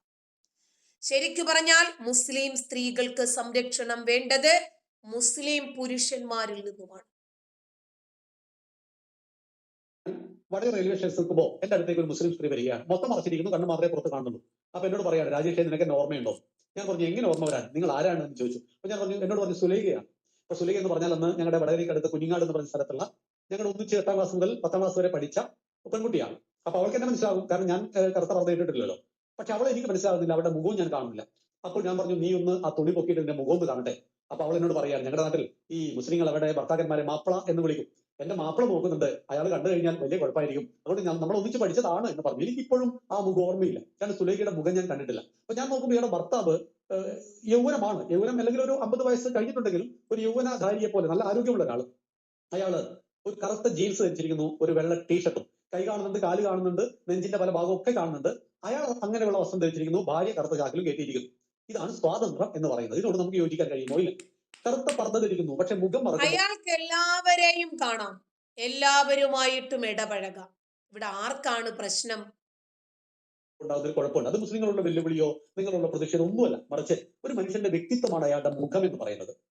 കാശ്മീരിലെ മുമ്പ് പട്ടാളക്കാരെ കൊല്ലുവാൻ വേണ്ടി പർദ്ദ ധരിച്ചിട്ട് ഭീകരന്മാർ വരും. പുരുഷന്മാരാണ്. പർദ്ദ ധരിച്ചതിന് ശേഷം അവര് പട്ടാളക്കാരെ വെടിവെക്കും, അല്ലെങ്കിൽ ബോംബുകൾ എറിയും, ഗ്രനേഡുകൾ എറിയും. അതിനുശേഷം അവർ ഈ സ്ത്രീകളുടെ കൂട്ടത്തിൽ പോയിട്ട് ഒളിക്കും. പർദ്ദയുടെ സ്ത്രീകൾ ഇങ്ങനെ നഗരത്തിൽ ഇങ്ങനെ നിൽക്കുന്ന സമയത്ത് ഒറിജിനൽ ചെയ്ത് ഡ്യൂപ്ലിക്കേറ്റ് ചെയ്ത് തിരിച്ചറിയാൻ കഴിയില്ല. ഏതെങ്കിലും പട്ടാളക്കാരന് സംശയം തോന്നി മുഖമൊന്ന് മറ നീക്കിയാൽ അത് മതി അവിടെ കലാപത്തിൽ. നമ്മുടെ SDP പല രൂപത്തിലും ഭാവത്തിലും അവിടെയുണ്ട്. മുസ്ലിം സ്ത്രീ അവഹേളിച്ചിരിക്കുന്നു എന്നൊക്കെ പറഞ്ഞ് ഇവർ തുടങ്ങും. അപ്പൊ ഒരു മനുഷ്യന്റെ വ്യക്തിത്വമാണ് അത്, സ്ത്രീയാണെങ്കിലും പുരുഷനാണെങ്കിലും മുഖം. വോട്ട് ചെയ്യുമ്പോൾ പോലും മുഖം മറക്കണമെന്ന് വാശി പിടിക്കുന്ന ആളുകൾ, ഡോക്ടേഴ്സിനെ കാണുമ്പോൾ മുഖം മറക്കണമെന്ന് വാശി പിടിക്കുന്ന ആളുകൾ, മുസ്ലിം സ്ത്രീകൾക്ക് ക്ലാസ് കൊടുക്കുമ്പോൾ നടുക്ക് ഒരു സാരി കെട്ടിയിട്ട് പുരുഷനെ കാണാതിരിക്കണമെന്ന് വാശി പിടിക്കുന്നവർ. എന്തൊരു മതഭ്രാന്താണ് കഴിഞ്ഞ 2 പതിറ്റാണ്ട് കൊണ്ട് നമ്മുടെ നാട്ടിൽ വന്നിരിക്കുന്നത്. ഒരു സ്കൂളിൽ യൂണിഫോം ഉണ്ട്, നമ്മുടെ വകതിരിവില്ലാത്തൊരു വിദ്യാഭ്യാസ വകുപ്പ് എന്താണ് നമുക്കുള്ളത്. അദ്ദേഹം പറയുന്നു യൂണിഫോം അംഗീകരിക്കണം, മുസ്ലിങ്ങൾക്ക് ഇഷ്ടമുള്ള വസ്ത്രം ധരിക്കാൻ അനുവദിക്കണം. ഇതെങ്ങനെ രണ്ടും സാധ്യമാകാം? മുസ്ലിങ്ങളുടെ ഇഷ്ട വസ്ത്രം വീട്ടിലും നാട്ടിലും ആർക്കാവാം, പക്ഷെ ഒരു സ്കൂളിൽ ചെല്ലുമ്പോൾ അവിടെ യൂണിഫോം ഉണ്ട്. യൂണിഫോം എന്ന് പറഞ്ഞാൽ ഏകത, എല്ലാവരെയും ഒന്നിച്ചു കാണുന്നതാണ്. പണക്കാരൻ 10,000 രൂപയുടെ സാരിയും വസ്ത്രവും സാധാരണക്കാരൻ കീറിപ്പൊളിഞ്ഞ വസ്ത്രം ധരിച്ചു വന്നു കഴിഞ്ഞാൽ അവിടെ രണ്ടായി തീരും. അതുകൊണ്ടാണ് യൂണിഫോം നമ്മുടെ എല്ലാം സ്കൂളുകൾ, കലാലയങ്ങൾ, വിദ്യാലയങ്ങളൊക്കെ വരാൻ കാരണം. അപ്പൊ അത് അവിടുത്തെ നിയമമാണ്, അതനുസരിക്കണം. ഒരു കുട്ടി ഹിജാബുമായിട്ട് വന്നു, അപ്പോൾ അവിടുത്തെ മാനേജ്മെന്റ് അതിനെ ചോദ്യം ചെയ്തു. അപ്പൊ അയാളുടെ ബാപ്പ വന്ന് പ്രശ്നം ഉണ്ടാക്കി. കൂടെ പോപ്പുലർ ഫ്രണ്ടുകാർ വന്നിട്ട് വലിയ പ്രശ്നങ്ങൾ ഉണ്ടാക്കി. മുസ്ലിങ്ങൾക്ക് സ്വാതന്ത്ര്യമില്ല, മുസ്ലിങ്ങൾക്ക് ഇഷ്ടമുള്ള വസ്ത്രം ധരിക്കണം. അപ്പോൾ നട്ടലില്ലാത്ത നമ്മുടെ ഒരു MP ഹൈബിയുടെ അവിടെ ചെന്നിട്ട് RSS ഇടപെടുന്നു. അതുകൊണ്ട് ഈ ബാപ്പ സമ്മതിച്ചിരിക്കുന്നു സ്കൂൾ യൂണിഫോം ധരിക്കാം. ഇവിടെ എന്താണ് വിഡിത്തങ്ങൾ? പമ്പര വിഡിത്തം പറയും. നോക്കൂ, അവിടെ എന്തായിരുന്നു വിഷയം? നിങ്ങൾക്ക് യൂണിഫോം ധരിക്കാൻ കഴിയില്ല എന്ന് ഒരൊറ്റ കുട്ടി പറഞ്ഞു. അനേകം മുസ്ലിം കുട്ടികൾ അവിടെ ഉണ്ട്. മതഭ്രാന്തി കയറിയ ഒരു വ്യക്തിയുടെ കുട്ടി ഹിജാബ് ധരിച്ചുകൊണ്ട് വന്നപ്പോൾ ഇതിവിടെ പറ്റില്ല എന്ന് പറഞ്ഞത് ബാക്കി എല്ലാ മുസ്ലിങ്ങളും അംഗീകരിക്കുന്ന കാര്യമാണ്. ആ സ്കൂൾ പഠിക്കണമെങ്കിൽ അവിടുത്തെ യൂണിഫോം ധരിക്കണം എന്നുള്ളത് അവിടുത്തെ മുസ്ലിങ്ങൾ അംഗീകരിക്കുന്ന കാര്യമാണ്. ഒരൊറ്റ കുട്ടിയുടെ പ്രശ്നത്തിലാണ് ഈ തീവ്രവാദികൾ അവിടെ ചെന്ന് പ്രശ്നം ഉണ്ടാക്കുന്നത്. 170-നും 200-നും ഇടയ്ക്ക് മുസ്ലിം കുട്ടികൾ പഠിക്കുന്ന സ്ഥാപനത്തിൽ അവരുടെ കൂടി പഠനത്തിനും അവരുടെ കൂടി മതസങ്കല്പങ്ങൾക്കും വിരുദ്ധമായി ആളുകളെ കൊണ്ട് ചിന്തിപ്പിച്ച ഒരു സംഭവം കൂടിയായിരുന്നു ഇത്. അപ്പോഴാണ് നമ്മുടെ MP പറയുന്നത് അവിടെ പ്രശ്നം നിങ്ങൾ രമ്യമായി പരിഹരിച്ചിട്ടുണ്ട്. അതായത് അവിടുത്തെ നിയമത്തെ അനുസരിക്കുവാൻ എന്റെ മകൾ ബാധ്യസ്ഥരാണ്. ആരെങ്കിലും പറഞ്ഞു നിയമത്തെ ലംഘിക്കാൻ? ഒരു പൊതുവിദ്യാലയത്തിലെ, ഒരു സ്കൂളിലെ, ഒരു പ്രൈവറ്റ് സ്കൂളിലെ നിയമങ്ങൾ അനുസരിക്കാൻ നിങ്ങൾക്ക് ബാധ്യതയില്ലെങ്കിൽ നിങ്ങൾ അവിടെ TC വാങ്ങി പോകണം. അല്ലാതെ എന്റെ അത്രേ ഉള്ളൂ. നേതൃത്വമനുസരിച്ച് സ്കൂളിൽ മൊത്തം മാറ്റണം എന്ന് പറഞ്ഞാൽ നടക്കുന്ന കാര്യമാണോ? അതാണ് ഒന്നാമത്തെ കാര്യം. രണ്ടാമത്തേത് നാരി പൂജയാണ്. ഹിന്ദുക്കൾ സ്ത്രീകളെ കുറിച്ചുള്ള കാഴ്ചപ്പാട്. മുസ്ലിങ്ങൾ ഖുറാനിൽ പറയുന്നു പുരുഷന്റെ കൃഷി സ്ഥലമാണ് സ്ത്രീ. ഖുറാനിൽ നിങ്ങൾ പരിശോധിക്കാം. അവിടെ ഏത് വിളവും നിങ്ങൾക്ക് കൊടുക്കാം, നിങ്ങളെ അനുസരിക്കുക, നിങ്ങളുടെ എല്ലാ വിളവുകളെയും സ്വീകരിക്കുക എന്നല്ലാതെ പ്രതികരണ ശേഷി ഒന്നും ഉണ്ടാകാൻ പാടില്ല എന്ന് പറയുമ്പോൾ എത്ര നാരിസ്തി പൂജ്യന്തേ രമന്തേ തത്ര ദേവത, എവിടെ സ്ത്രീ പൂജിക്കപ്പെടുന്നുവോ അവിടെ ദേവതമാർ സന്തോഷിക്കപ്പെടുന്നു എന്നതാണ് ഹിന്ദുവിന്റെ ശാസ്ത്രം. അതുകൊണ്ട് 33 കോടി ദൈവങ്ങളിൽ 60% ദൈവങ്ങൾ നമുക്ക് സ്ത്രീകളാണ്, നാരീ രൂപത്തിലാണ് നമ്മൾ ആരാധിക്കുന്നത് എന്നുകൂടി അറിയണം. മഹാലക്ഷ്മിയായിട്ടും മഹാസരസ്വതിയായിട്ടും മഹാദുർഗയായിട്ടും ശക്തിയുടെയും വിദ്യയുടെയും സമ്പൽ സമൃദ്ധിയുടെയും എല്ലാം പ്രതീകമായിട്ടാണ് ഹിന്ദുക്കൾ സ്ത്രീകളെ കാണുന്നത്. ഭൂമി നമുക്ക് അമ്മയാണ്, രാഷ്ട്രം അമ്മയാണ്, നദികൾ അമ്മയാണ്, സംരക്ഷിക്കപ്പെടേണ്ട സകലതിനെയും അമ്മയുടെ സ്ത്രീയുടെ ഭാവത്തിലാണ് നാം ആരാധിക്കുന്നത്. സ്ത്രീക്ക് ലോകത്തിൽ ഇത്രയും വില നൽകിയ ഒരു സംസ്കാരം ഭാരതീയ സംസ്കാരം അല്ലാതെ മറ്റൊന്നില്ല. നമുക്കറിയാം ഹിന്ദുക്കളുടെ പാർട്ടിയാണ് BJP. എന്നുവെച്ചാൽ മൊത്തം ഹിന്ദുക്കളുടെ പാർട്ടി എന്നല്ല ഉദ്ദേശിച്ചത്, ഹിന്ദുക്കൾക്ക് ഭൂരിപക്ഷമുള്ള ഹൈന്ദവ ആശയങ്ങൾ മുറുകെ പിടിച്ച് പ്രവർത്തിക്കുന്ന പാർട്ടിയാണ് BJP. BJPയിൽ ഒരു സ്ത്രീക്ക് പ്രധാനമന്ത്രിയാകാം, രാഷ്ട്രപതിയാകാം, രാജ്യരക്ഷാ വകുപ്പ് മന്ത്രിയാകാം, മുഖ്യമന്ത്രിയാകാം, ഒരു തടസ്സവുമില്ല. മുസ്ലിങ്ങളുടെ പാർട്ടിയാണ് മുസ്ലിം ലീഗ്. മുസ്ലിങ്ങൾ ഭൂരിഭാഗം പ്രവർത്തിക്കുന്നത് മുസ്ലിം ലീഗിലാണ്. പക്ഷെ മുസ്ലിം ലീഗിന്റെ ചരിത്രത്തിൽ ഇന്നേ വരെ ഒരു സ്ത്രീ MLA ആയിട്ടില്ല, MP ആയിട്ടില്ല, മന്ത്രി ആയിട്ടില്ല, ആവാനും കഴിയില്ല. കാരണം അവിടെ സ്ത്രീ വിരുദ്ധമാണ് ആ മതത്തിന്റെ കാഴ്ചപ്പാട് എന്നുകൂടി അറിയുമ്പോഴാണ് എത്രമാത്രം സ്ത്രീകൾക്ക് അന്തസ്സുള്ള ആഭിജാത്യമുള്ള മതമാണ് ഹിന്ദുധർമ്മം എന്ന് മനസ്സിലാക്കേണ്ടത്. ഇനി അടുത്തത് യോനി പൂജയാണ്. യോനി എന്ന് പറയുമ്പോൾ അവിടെ സ്ത്രീയുടെ ഒരു ലൈംഗിക അവയവമായിട്ടല്ല അതിനെ കണക്കാക്കുന്നത്. യോനി സൃഷ്ടി അവയവമാണ്. അപ്പൊ അതിനെ പൂജിക്കുക എന്ന് പറഞ്ഞാൽ സൃഷ്ടിയെ പൂജിക്കുക എന്ന ഭാവാർത്ഥത്തിലാണ് എടുക്കേണ്ടത്. നമ്മുടെ ശരീരത്തിൽ ജനനേന്ദ്രിയം എന്നറിയപ്പെടുന്നത് പുരുഷനും സ്ത്രീ ഏതാണ്? അതല്ല, മക്കയില് കഅബയില് യോനിക്കല്ലിനെ പിടിച്ച് ചുംബിക്കുന്നത് കൊണ്ട് കുഴപ്പമൊന്നുമില്ലല്ലോ. അവരാണ്, ഈ ലിംഗമതക്കാരാണ് മറ്റൊരു വിഭാഗത്തെ ഈ രൂപത്തിൽ അവഹേളിക്കുന്നത്. അതുകൂടി ഒന്ന് അണ്ടർലൈൻ ചെയ്തേക്കണേ. അപ്പൊ ജനിപ്പിക്കുവാൻ കഴിയുന്ന ശരീര അവയവം എന്ന അർത്ഥത്തിൽ പൂജ നടക്കുന്നു എന്ന് പറയുമ്പോൾ ആ സങ്കല്പത്തെ പൂജിക്കുന്നു എന്നാണ് അർത്ഥം. ഒരിക്കലും ഹിന്ദുക്കൾ സെക്സിനെതിരല്ല. നമ്മുടെ എല്ലാം മഹാക്ഷേത്രങ്ങളിലൊക്കെ ഗോപുരങ്ങളിൽ ഈ നഗ്നരൂപങ്ങൾ കൊത്തിവെച്ചത് കാണാം. കാരണം കാമത്തെ ഒരിക്കലും എതിർത്തില്ലെന്ന് മാത്രമല്ല, കാമശാസ്ത്രം ഉണ്ടാക്കിയത് ഒരു ഹിന്ദു ആചാര്യനായിരുന്നു. വാത്സ്യായന മഹർഷിയുടേതാണ് കാമസൂത്ര. ഇതെല്ലാം നമ്മുടെ ഞാനുണ്ടായതും നിങ്ങളുണ്ടായതും നമുക്ക് മക്കളുണ്ടായതും എങ്ങനെയാണ് നമുക്ക് എല്ലാവർക്കും അറിയാം. അത് സെക്സിന്റെ പ്രൊഡക്റ്റുകളാണ്. ഇതൊന്നും ആരും നിഷേധിച്ചിട്ടില്ല എന്നതുകൂടി മനസ്സിലാക്കണം. അപ്പൊ യോനി എന്ന് പറയുമ്പോൾ ജനനേന്ദ്രിയം എന്ന അർത്ഥത്തിൽ വിശാലമായിട്ട് മനസ്സിലാക്കണം. പിന്നെ ലിംഗപൂജ. എന്താണ് ലിംഗപൂജ? ലിംഗം എന്ന വാക്കിൽ സൂചിപ്പിക്കുന്നു എന്നാണ് അർത്ഥം. സ്ത്രീലിംഗം, ശിവലിംഗം, ശിവം ചൈതന്യത്തെ സൂചിപ്പിക്കുന്നത്. അപ്പോ ആ ശിവലിംഗത്തിന്റെ രൂപം നമ്മൾ നോക്കൂ, ആദിയുമില്ല അന്തവുമില്ലാത്ത അനന്തതയുടെ പ്രതീകമായിട്ട് ആ ഈശ്വര തത്വത്തെ സാക്ഷാത്കരിക്കുന്ന ഓരോ മതവിഭാഗത്തിനും അവനവന്റെ വിശ്വാസങ്ങൾ എത്രമാത്രം വിലപ്പെട്ടതാണോ അതുപോലെ തന്നെയാണ് അപരനും എന്നങ്ങ് ചിന്തിച്ചാൽ തീരാവുന്ന വിഷയമേ ഇതിനകത്തും. അപ്പോ ഇവർക്ക്, ഇസ്ലാം മതവിശ്വാസികൾക്ക് യോനിക്കല്ലിനെ ചുംബിക്കാം, ഒരു കുഴപ്പമില്ല. അതിനെ വലം വെക്കാം, ഒരു പ്രശ്നവുമില്ല. അവർക്ക് എങ്ങനെയാണ് മറ്റൊരു വിഭാഗത്തെ പറയാൻ റൈറ്റ്സ് ഉള്ളത്? നമുക്കാകാം, മറ്റുള്ളവർക്കാകാൻ പാടില്ല. ഇതിനെയൊന്നും നമുക്ക് അംഗീകരിക്കാൻ പറ്റുന്ന വസ്തുതകളല്ല. അത്രേ നമ്മൾ പറയുന്നുള്ളൂ ഈ വിഷയത്തെ സംബന്ധിച്ച്. അപ്പോ ഇസ്ലാമിൽ സ്ത്രീയെ എങ്ങനെ കാണുന്നു എന്ന് നോക്കിയാൽ മതി. ഹിന്ദുക്കൾ എങ്ങനെയാണ് സ്ത്രീകളെ കാണുന്നത് എന്ന് മനസ്സിലാക്കാൻ. ഓക്കെ, അപ്പം ഇവിടെ 3 സംഭവങ്ങൾ ഞാൻ എടുത്തു പറഞ്ഞിരുന്നല്ലോ. ഇസ്രയേലിനെ പിന്തുണച്ചു കഴിഞ്ഞാൽ നമുക്കെതിരെ ഇവര് ശക്തമായിട്ടുള്ള ഭീഷണികളുമായി രംഗത്ത് വരും. ആര്? ഹമാസ് അനുകൂലികളായിട്ടുള്ള ഈ ഹമാസോളികൾ, കമന്റോളികൾ വരും. ഇനി അതല്ല, ഗാസയെ ആണ് നിങ്ങൾ പിന്തുണയ്ക്കുന്നത്, ശരി, ഗാസയിലെ ജനതയ്ക്ക് നീതി നിഷേധിക്കപ്പെടാൻ പാടില്ല എന്ന് പറഞ്ഞിട്ട് ഹമാസിനെ നിങ്ങൾ എതിർത്താലും നിങ്ങൾക്ക് പ്രശ്നമാണ്. ഹിജാബിനെ നിങ്ങൾ എതിർത്താലും പ്രശ്നമാണ്. ഇതൊക്കെ അനുവദിച്ചു കൊടുക്കണം. മുസ്ലിങ്ങൾ എന്തു പറയുന്നു, എന്തു പറഞ്ഞാലും റാൻ മൂളാൻ മാത്രം പഠിക്കണം. അതിന് നമ്മൾ പരിശീലിക്കണം. അങ്ങനെയുള്ള ഒരു ജനതയെ വാർത്തെടുക്കുന്നതിനു വേണ്ടിയാണ് ഇന്ന് നമ്മുടെ നാട്ടിലെ മതവിഭാഗങ്ങളും രാഷ്ട്രീയക്കാരും കിണഞ്ഞു പരിശ്രമിച്ചു കൊണ്ടിരിക്കുന്നത്. പക്ഷേ ഇസ്രായേലിനോട് ഏതെങ്കിലും രൂപത്തിൽ കളിച്ചാൽ അവരെ ഏത് രൂപത്തിൽ എതിർത്ത് നിൽക്കണമെന്നും അവരോട് എങ്ങനത്തെ മറുപടികളാണ് പറയേണ്ടതെന്നും ആരും പറഞ്ഞു കൊടുക്കാതെ, പഠിപ്പിക്കാതെ തന്നെ കൃത്യമായിട്ട് ഇസ്രായേലിന് അറിയാം. അതുപോലെ ഇന്ന് ഇവിടെ ഇസ്ലാം മതവിശ്വാസികൾ അവരുടെ മതം ഊട്ടിയുറപ്പിക്കപ്പെടുന്നു. അവരുടെ മതം അവർക്ക് ചക്കരയാണ്. മറ്റുള്ളവരുടെ മതങ്ങളെ പറയാൻ നിന്നാൽ ഇതുപോലെ അണ്ണാക്കിൽ രാജേഷ് നാദാപുരം പറഞ്ഞ മറുപടി കേട്ടല്ലോ. ആ ലിംഗമതക്കാർ മറ്റൊരു മതവിഭാഗത്തെ ലിംഗമതക്കാരെന്ന് പറഞ്ഞ് ആക്ഷേപിച്ചാൽ അവിടെയും കിട്ടും നിങ്ങൾക്ക് മറുപടി. നിങ്ങൾക്ക് കഅബയിൽ പോയി യോനിക്കല്ലിനെ ചുംബിക്കുന്നത് കൊണ്ട് കുഴപ്പമില്ല.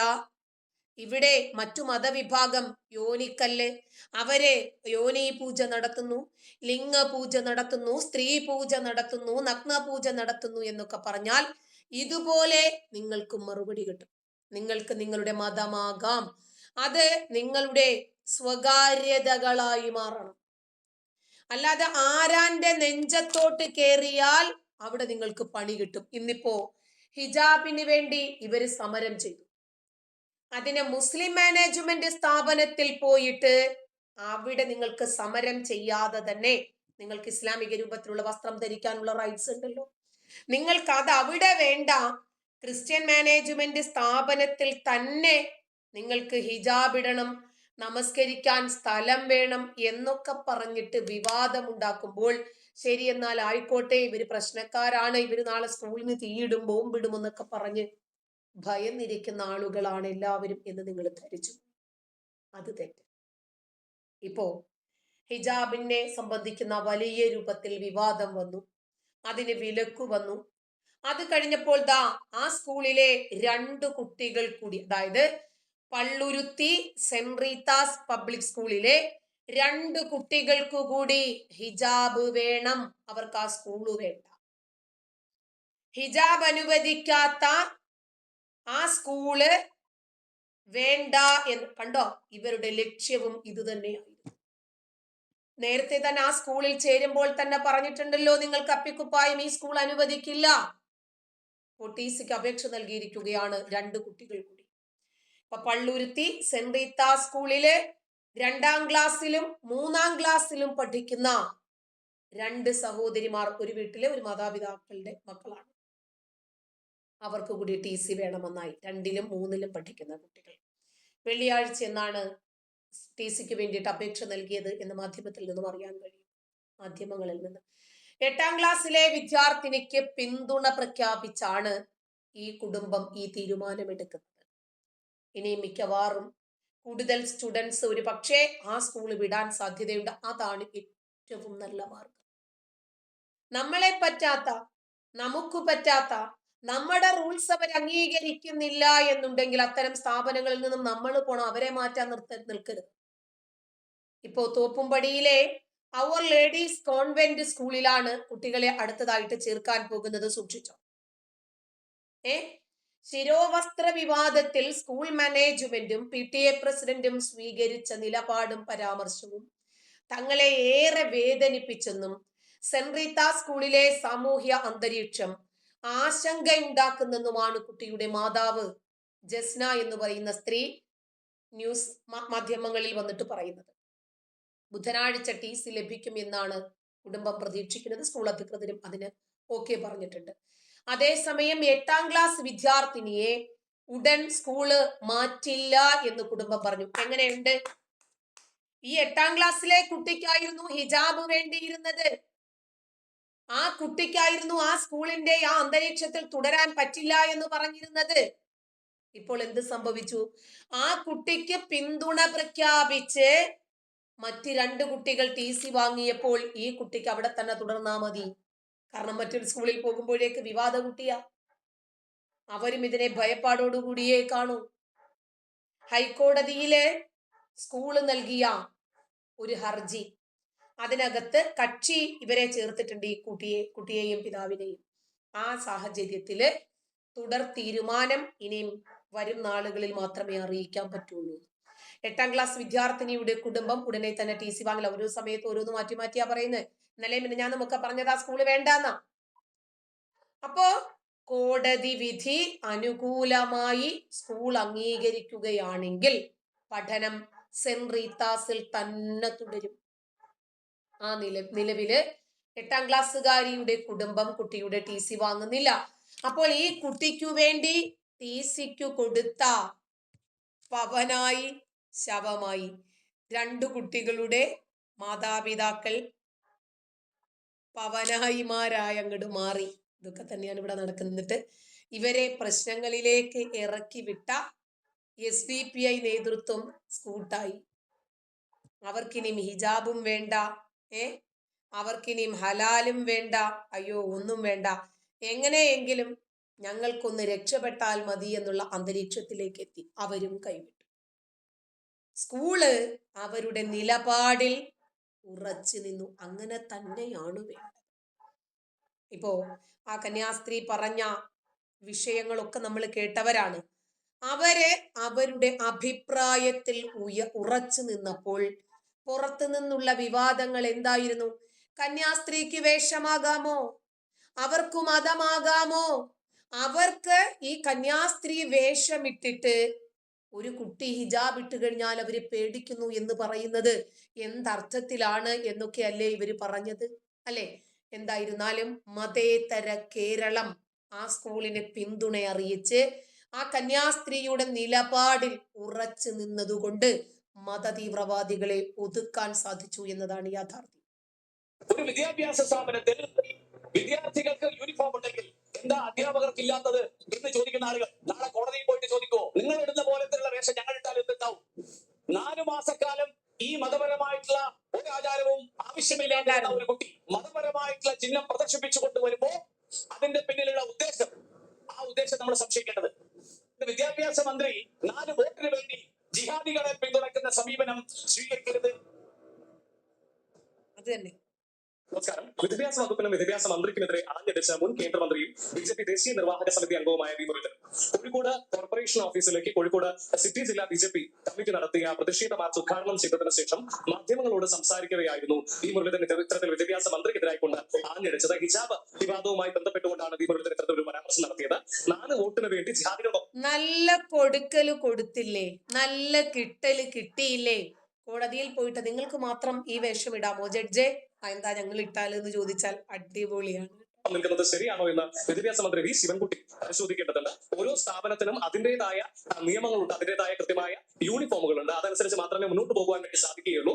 ഇപ്രകാരം നാളെ ഇപ്രകാരം സ്കൂളിലെ അധ്യാപികമാർക്ക് എന്തുകൊണ്ടാണ് ശിരോവസ്ത്രം ധരിച്ചിരിക്കുന്നത് ചോദിക്കുന്നവർ നാളെ ഒരു പക്ഷേ കോടതിയിൽ ചെന്നാൽ ജഡ്ജിയും അഭിഭാഷകനും കറുത്ത കുപ്പായം ധരിച്ചിട്ടില്ലേ, താനും അപ്രകാരം കറുത്ത കുപ്പായം ധരിച്ചൂടെ എന്ന് ചോദിച്ചാൽ അവരെ കുറ്റം പറയാനാകുമോ എന്നും വി മുരളീധരൻ കൂട്ടിച്ചേർത്തു. എന്തൊക്കെയായാലും ഇക്കാര്യത്തിൽ കേരളത്തിലെ വിദ്യാഭ്യാസ മന്ത്രി സ്വീകരിച്ചിരിക്കുന്ന നിലപാട് ശരിയല്ല എന്നുള്ള ഒരു അഭിപ്രായം തന്നെയാണ് അദ്ദേഹം മുന്നോട്ട് വെച്ചത്. കഴിഞ്ഞ ദിവസം വിദ്യാഭ്യാസ മന്ത്രി വി ശിവൻകുട്ടിയെ പ്രകീർത്തിച്ചുകൊണ്ട് സുപ്രഭാത പത്രത്തിൽ ലേഖനം എന്ന പശ്ചാത്തലത്തിൽ കൂടിയാണ് ഇത്തരത്തിൽ വി മുരളീധരൻ ഇത്തരത്തിലൊരു പരാമർശം നടത്തിയിരിക്കുന്നത് എന്നത് ശ്രദ്ധേയമാണ്.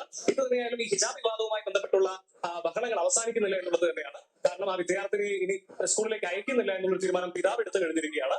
കേരളത്തിന്റെ രാഷ്ട്രീയ ചരിത്രത്തിൽ വലിയ കോലാഹലമാണ് ഇപ്രകാരം ഒരു കുട്ടിയുടെ ശിരോവസ്ത്രം ഉണ്ടാക്കിയിരിക്കുന്നത് എന്നുള്ളതാണ് വലിയ ഒരു കാര്യം. ഇത് തന്നെയാണ് ഇപ്പോൾ അതിൽ വിദ്യാഭ്യാസ വകുപ്പ് സ്വീകരിച്ചിരിക്കുന്ന നിലപാട്. കേരളത്തിലെ ജനങ്ങൾ 2 ശൈലിയിലായി തിരിഞ്ഞുകൊണ്ട് വിദ്യാഭ്യാസ വകുപ്പിനെതിരെ വലിയ വിവാദമായി കണ്ടിരിക്കുന്ന ഒരു സാഹചര്യത്തിലാണ് ഇത്തരത്തിൽ കോഴിക്കോട് വെച്ച് വി മുരളീധരൻ വിദ്യാഭ്യാസ മന്ത്രി വി ശിവൻകുട്ടിയെ കടന്നാക്രമിച്ചത്. ഓരോ സ്ഥലത്തും ഓരോ സ്ഥാപനത്തിനും ആ സ്ഥാപനത്തിൻ്റെതായിട്ടുള്ള നിയമങ്ങളും രീതികളും ഉണ്ട്. ഉദാഹരണത്തിന് നമ്മൾ കോടതിയിൽ പോകുന്നു.